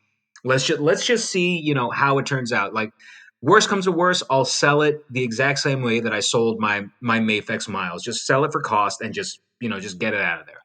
Um, and what did you know, man? Like, I got this thing in hand, and number one, it's a joy to pose. And then number two, the thing that I hated about that Miles Morales figure, about Mayfex, as it were, was taking off the soft goods and hoping that you weren't going to break this thing, and just swapping back and forth, just like this piece that was meant to be modular. They just made it so easy for you. I mean, and then you couple that with how much fun a Spider-Man figure can be, because of course, when it comes to Spider-Man, like these figures were made to be played with. So you couple those two things together, plus just this overall import quality that Sentinel is known for, because these guys are known for just making these really high-end Iron Man pieces. So Mm-hmm. when they focused all of that energy into a Spider-Man figure, it just became over the top. It became bulletproof. It became freaking amazing. So yeah, man, I've been having a lot of fun with this one. Granted, it's new, but at the same time, it's just one of those, like, one of those gut things to where you just start playing with something and you just say, "I love this thing. I just freaking love this thing." And that Miles, man, is just doing it for me. Yeah, based on your pictures, I think the only thing that would have bummed me out about it is the frozen in motion jacket Yeah, that's on it. But I mean, if that's literally the one nit that the you're gonna one little pick, nitpick. Yeah, it's that figure does look incredible, and you actually have me. I normally don't venture outside of the Marvel Legends stuff, just out of fear of opening cans of worms or letting toothpaste out of tubes I can't put it back into. But I'm very very itchy for that figure because I love the Spider-Verse film, and while the Marvel Legends Miles is fine, um, that looks like it's the one. So, yeah, it definitely is. Dave. So for my number three, we're gonna stay in the land of Marvel.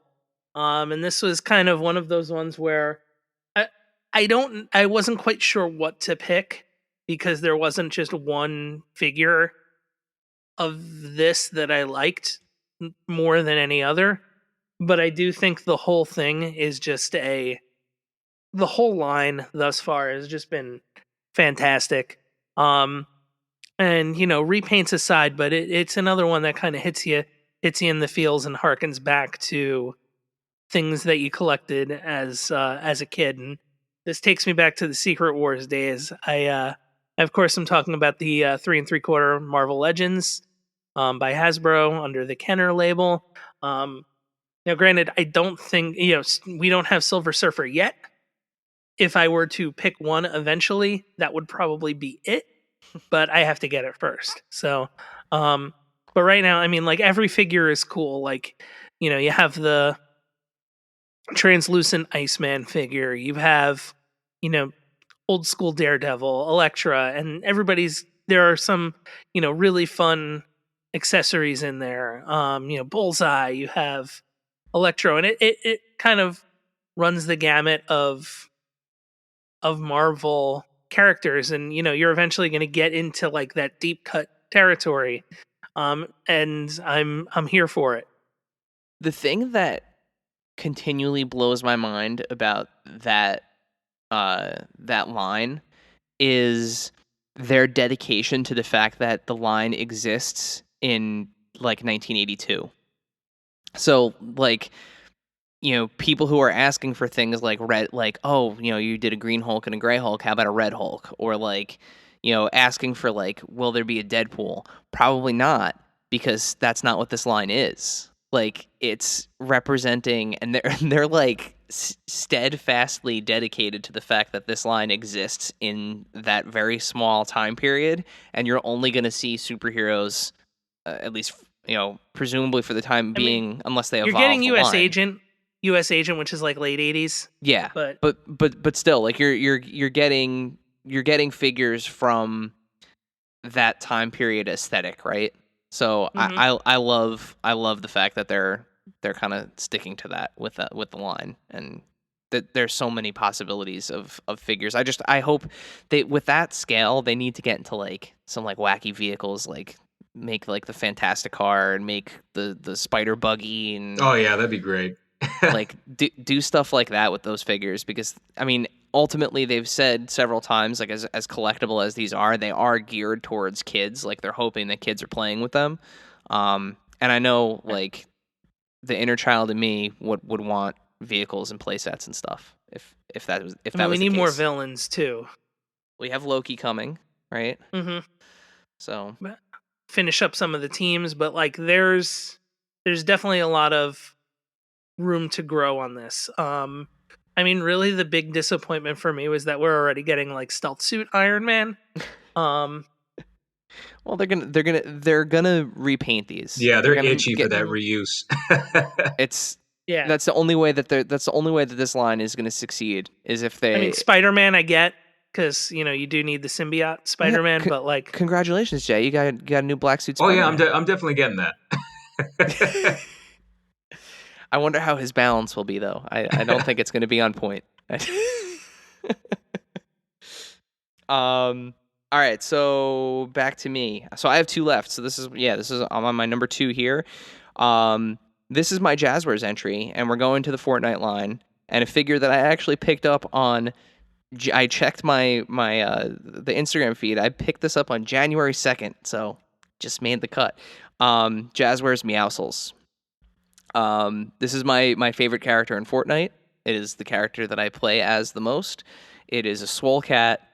And I just there's nothing else that you could say. I mean, he's a big ass beefy cat with work boots and cuffed jeans and dual pistols, and he just is a big beefy cat, and I love him to death. And yeah, so that's my number 2, Jazzwares Legendary Series Meowscles. I would have loved that one a lot more if I didn't have to do surgery to his belt and holsters. Yeah, mine are a little loosey goosey. I haven't done that yet, but But it is I, a great figure though. It is a great figure. I'm pretty much going to be selling a good portion of my Fortnite figures with Hasbro coming in, but I will probably hang on to that guy because I like him that much. yeah, I'm considering. I got to see what Hasbro starts to do with the line. Like I got to actually get them in hand first. I got to see how they look with the Jazzwares ones. I also want to see. There's been no official announcement yet that Jazzwares will not be producing 6-inch figures. Six They inch have just figures, kind yeah. of, they just have not said whether or not they will be. They just said that they have an exclusivity deal for the 4-inch figures and the new micro figures, like the 2-inch figures that are coming out. Yeah, so it's yet to be seen what will happen with that, but yeah, that Meowscles figure, minor surgery aside, he's wonderful. Jay, over to you. All right, we're gonna go and take a tangent here from the typical superhero comic book spiel that I've been going with, or even animated and whatnot. And we're gonna be going in the world of wrestling for the first time. Now, the figures that I am talking about the Boss Fight Studios Legends of Lucha Libre. The Rey Phoenix is fantastic, but for me, Penta El Cero Miedo has got to be one of the best figures I've played with in a bit, man. Like this thing is so good. Like this thing is so good that it got me back into wrestling. That's how good this figure is. Because I'm not gonna lie, man. Like I haven't had that urge to watch wrestling in so freaking long. Like I am a product of the NWO Attitude Era. And after that, I was like, yeah, it's like I think I'm kind of outgrowing this. And when I saw these figures, and of course I had seen my friends go on and on about Penta and and doing his his catchphrase and whatnot. I had no idea what the hell they were talking about. I just knew it was like, oh, his outfit's cool. There you go.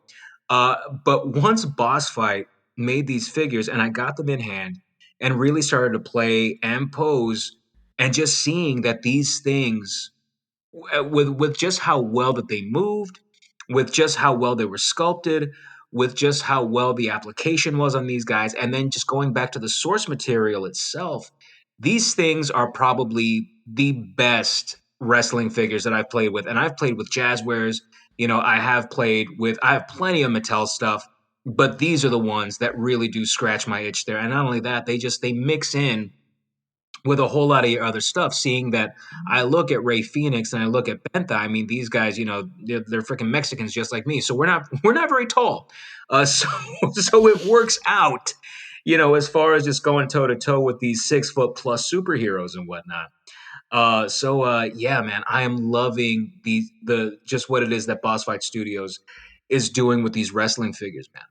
And I'm hoping that that they start doing some more characters, because you just feel the quality of the plastic, you feel the quality of the articulation and the joints.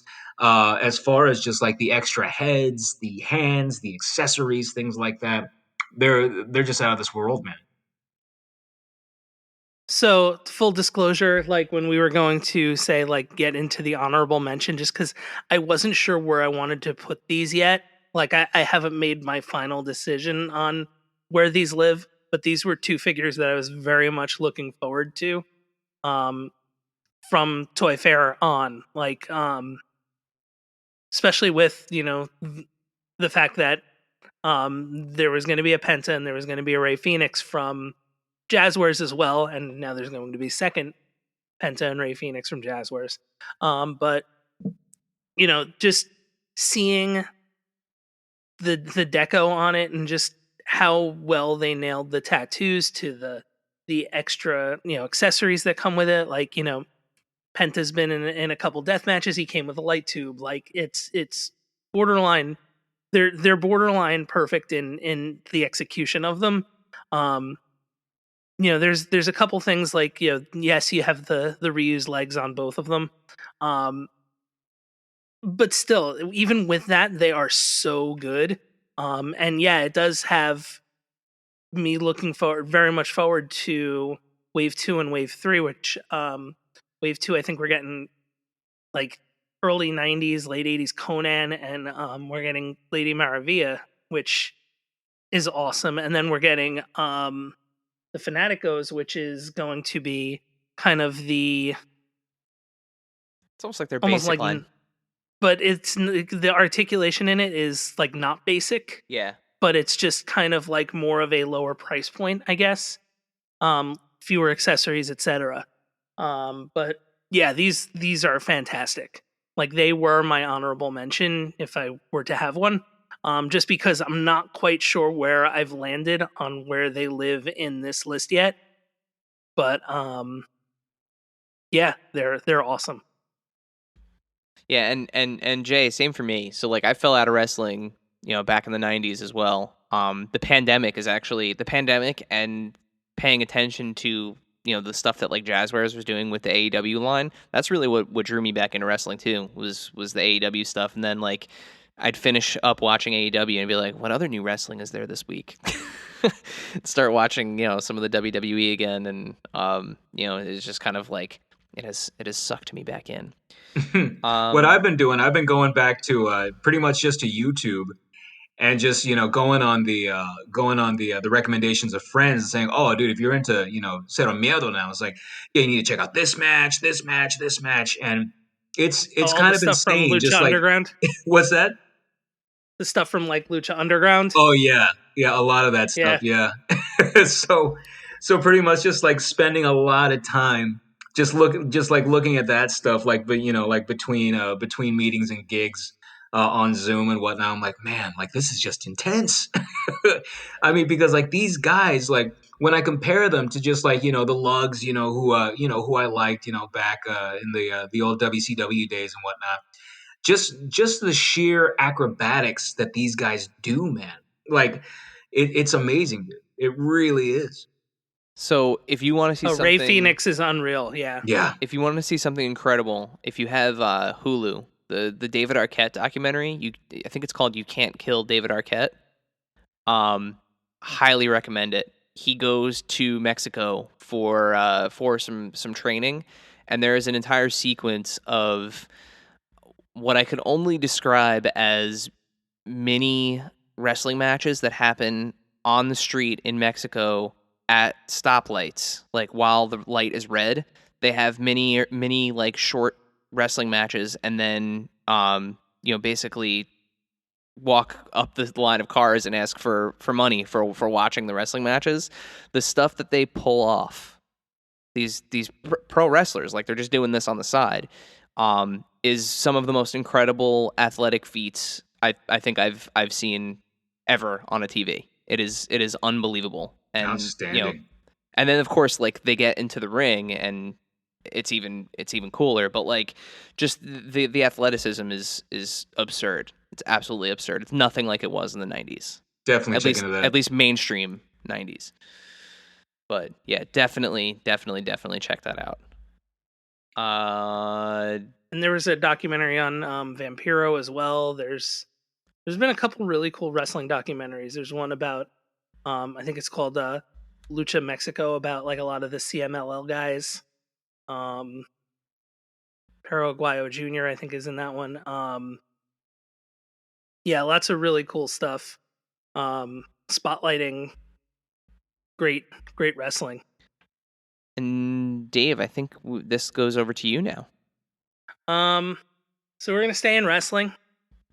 Shocker. And there's it's not often when the you announce a figure and it's supposed to be like good, and it's just supposed to be the best figure, like our best deco in the line, and like you should hit a home run with this one. But sometimes when you're supposed to hit a home run and you do, it should still be rewarded. And that's AEW Unrivaled Series 5 Luchasaurus. Like basically like almost a 7-foot tall dinosaur. Yeah. Yeah. Speaking of luchadors, a lucha dinosaur. And like everything from the mask, the detail in the mask, to like his what's visible of his face, to the costume that he wears, like his gear, like it's just his tattoos, like it's just a great figure. Like yes, it's supposed to be like and I know, Eric, we've discussed this before, like it should be a home run, and it is. Like Jazzwares has been unbelievable so far with the Unrivaled line. They have hit some absolute home runs with some of the figures in the line thus far, and I feel like they're continuing to get better as they've moved on and as they've moved through the line. Like we're past the Series 1 and Series 2 growing pains, and now we're starting to hit strides. Yeah, and Jay, I mean, you gotta, if you haven't seen this Luchasaurus figure, if you're talking about a figure that just kind of like can fit in with everything else, like a 1/12 scale, like fun figure, he is literally, his gimmick is he's a tag team wrestler. He wrestles with Luke Perry's son, who goes by the name of Jungle Boy, and his face looks exactly like Luke Perry, but he's got massive amounts of hair. And he wrestles with a near 7-foot tall luchador dinosaur that has like he paints his tongue bright green. He's got like a dinosaur headgear. He's covered in in long beard, ponytail. He's covered in tattoos, and he is the most toyetic wrestler there is right now. The period. Luchasaurus. Yes.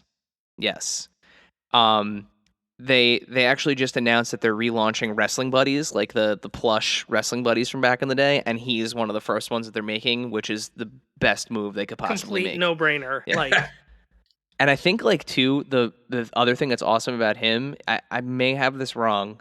I don't know if he's professor level, but I know he's like a history teacher.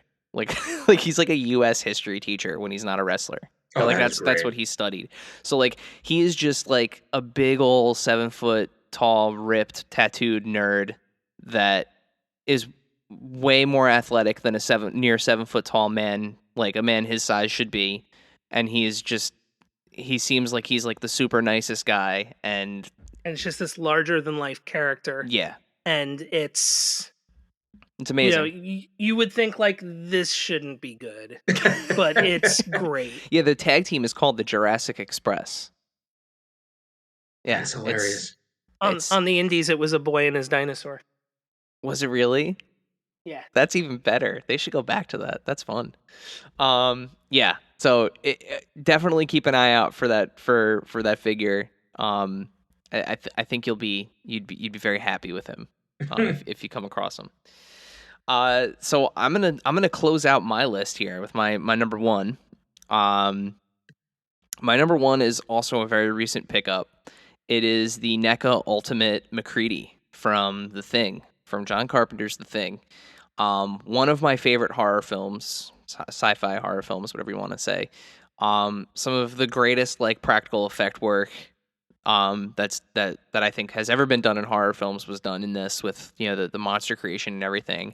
But McCready, right? So Kurt Russell. A lot of people, when they think of like the iconic role for Kurt Russell, it's Escape from New York. For me, it's The Thing. When I think of him, I think of him on that Antarctic outpost. And this figure is awesome. So the head sculpt is great. The likeness of Kurt Russell is there, depending on the way that you look at it. There are ways, if you're looking at it like head on, some people say it looks more like Charles Bronson, which I do see that, but I think enough of Kurt is in these head sculpts. But again, like the accessories and the detail. So you can pretty much do every single iconic look from the film with him. The additional head sculpts have like the light blue hood up, and you could put the cowboy hat on, you could put the sunglasses on, you could put the safety goggles on, whatever you want to do with that. He comes with extra hands, and the hands actually, because the gloves come up past the coat on the figure, when you pull the hands out, the glove cuffs actually come off the jacket. So that way, when you put his ungloved hand on, you can see the end of the coat on the wrist, so that it's not like a weird, like his piece of his glove is left over. Like, very clever engineering on that by NECA. Again, great accessory set. He comes with a bottle of whiskey. He comes with a rocks glass that has a pour in it already. He's got a lantern. He's got a shotgun. He actually is he's new articulation. So he has a new hip joint system for NECA. So I didn't need to heat up anything. I didn't need to put him in hot water. I didn't need to apply a hair dryer to him. Straight out of the box, everything moved without a problem. Not a single hiccup in any of the joints. The detail throughout him is fantastic. It is an absolutely wonderful figure for like, somebody commented on one of our posts and said, like, you're right, for like just a guy. it's a really good figure, but it's true. He kind of is like, there's nothing like it, he's just a guy, but it is an absolutely wonderful figure. I hope they continue to use this articulation system because it's nice and smooth. He moves for me, unlike any other like regular clothed NECA figure that I've had so far. So yeah, he's my number one for the first half of 2021, and I'm happy to have him. Nice, man. That's actually a pretty good number one pick, man. Especially seeing that you were able to score that, because like I know like there's a few folks who've been scouring targets and just trying to figure out the schedules of their local NECA representatives so that they're there to just get one of those freaking McCready's.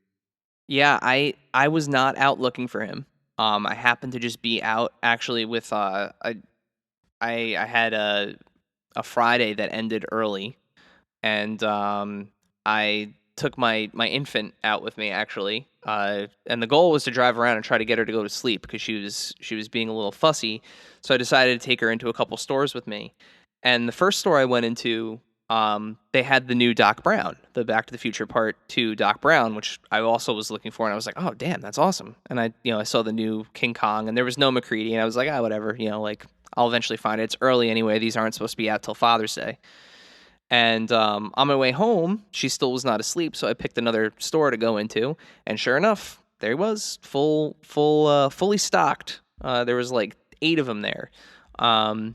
Did not think I'd be coming home with either of those that day, but I'm very, very happy that I got McCready. I have not opened Doc yet. He's in the to open pile. Such is the bane of filming unboxing videos. I try to make sure I don't do it all at once so I can enjoy it a little bit. But yeah, that's my number one. So Jay, to you.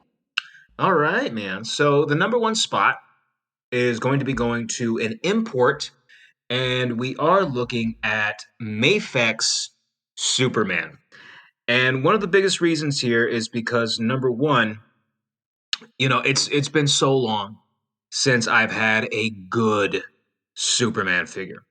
Because for as much as I do like McFarlane's Spawn stuff, like painful articulation aside, literally painful articulation, it hurts you physically every time you want to pose these guys.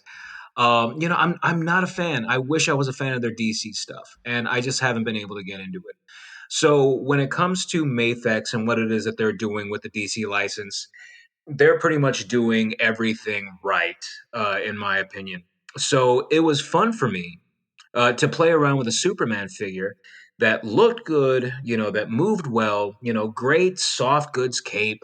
And as far as just the aesthetic that they went with, which was Jim Lee, who I think, just does a tremendous service, to any DC character that he's rendering. This Superman figure is just gorgeous. It's freaking beautiful, and I think it pretty much it pretty much it remedies everything that was wrong with the anatomy on the Mafex Hush Batman. So when it comes to just posing around this Superman, I mean, it really just has that, for lack of a better word, that Jim Lee muscular girth, just, how he just like kind of just like makes his superheroes just a bit more thick.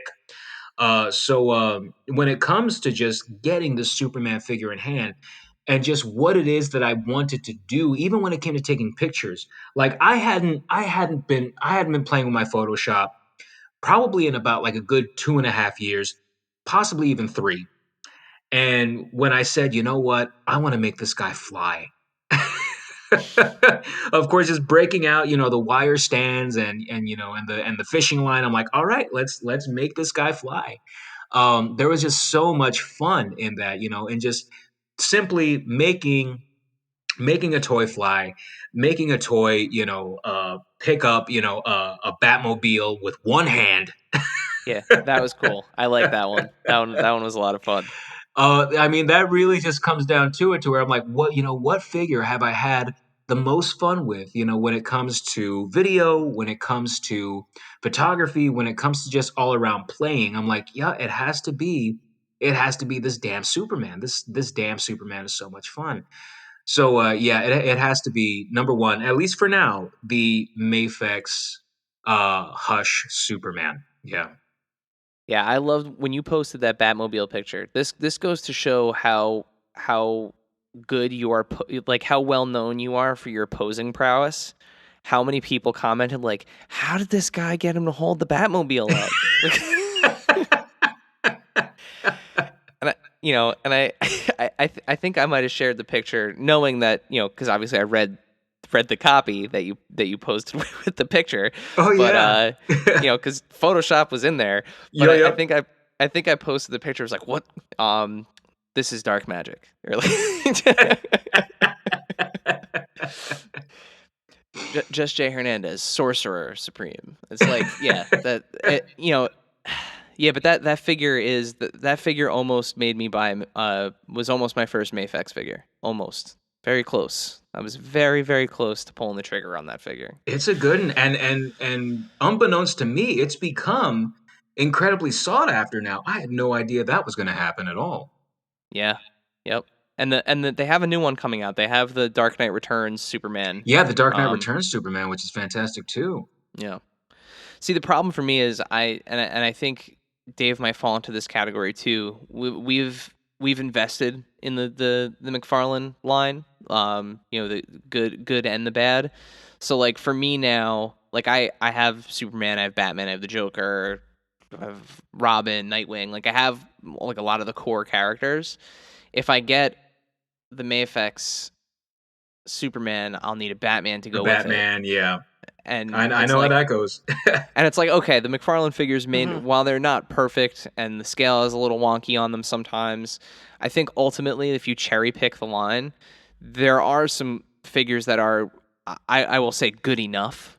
And I've had a lot of fun with them so far, and they are getting better. Like some of the newer ones. I even love that first Superman. I actually do too. I do love that Wave 1 Superman. You can't do a whole lot with him because of his articulation, the single jointed elbows, and his cape is very hard. It's like a very hard plastic cape, so there's really no give with it. But like you can get him in a flying pose, you can get him punching stuff, he can walk. That's all I want. Yeah. I want him one arm out, one arm on his hip, and I want him just looking like he's flying. Yeah.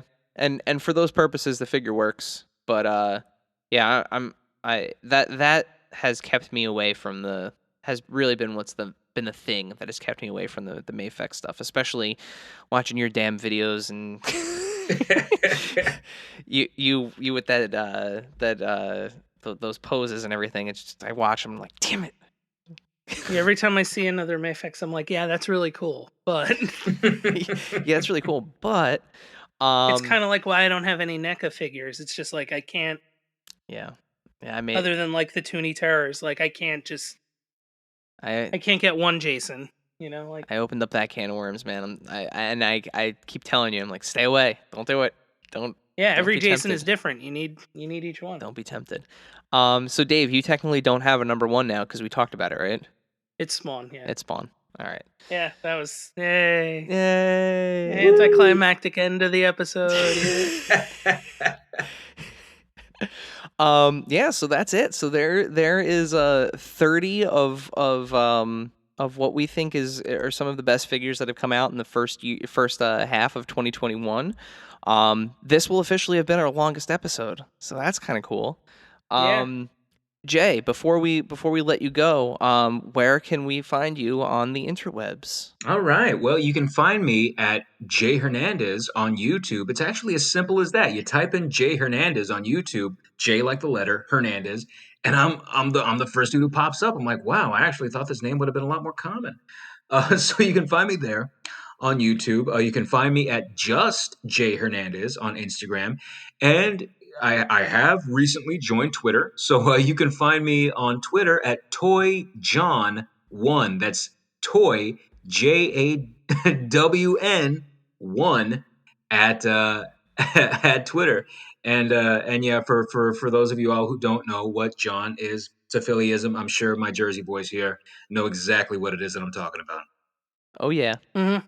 Thank you so much for taking the time to chat with us this evening and for running down your list. And we're gonna let you go back to cranking away on those amazing videos that you make. Right on. Thank you, man. I appreciate it, and I'm so happy that our lists were as incredibly diverse as they were. There wasn't a lot of overlap, so that was great. With that, we'll do you want to sign us off with your sign off? All right. We'll go ahead and do that. So, with that said, respect yourself, respect those around you, and we will go ahead and check you later. And as always, stay frosty.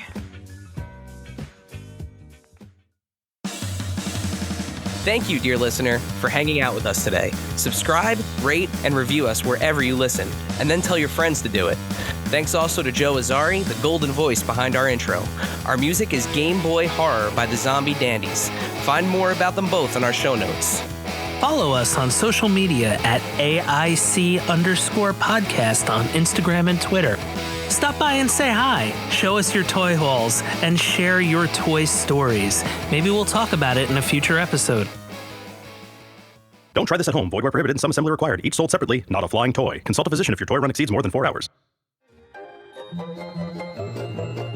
This has been a non-productive media presentation.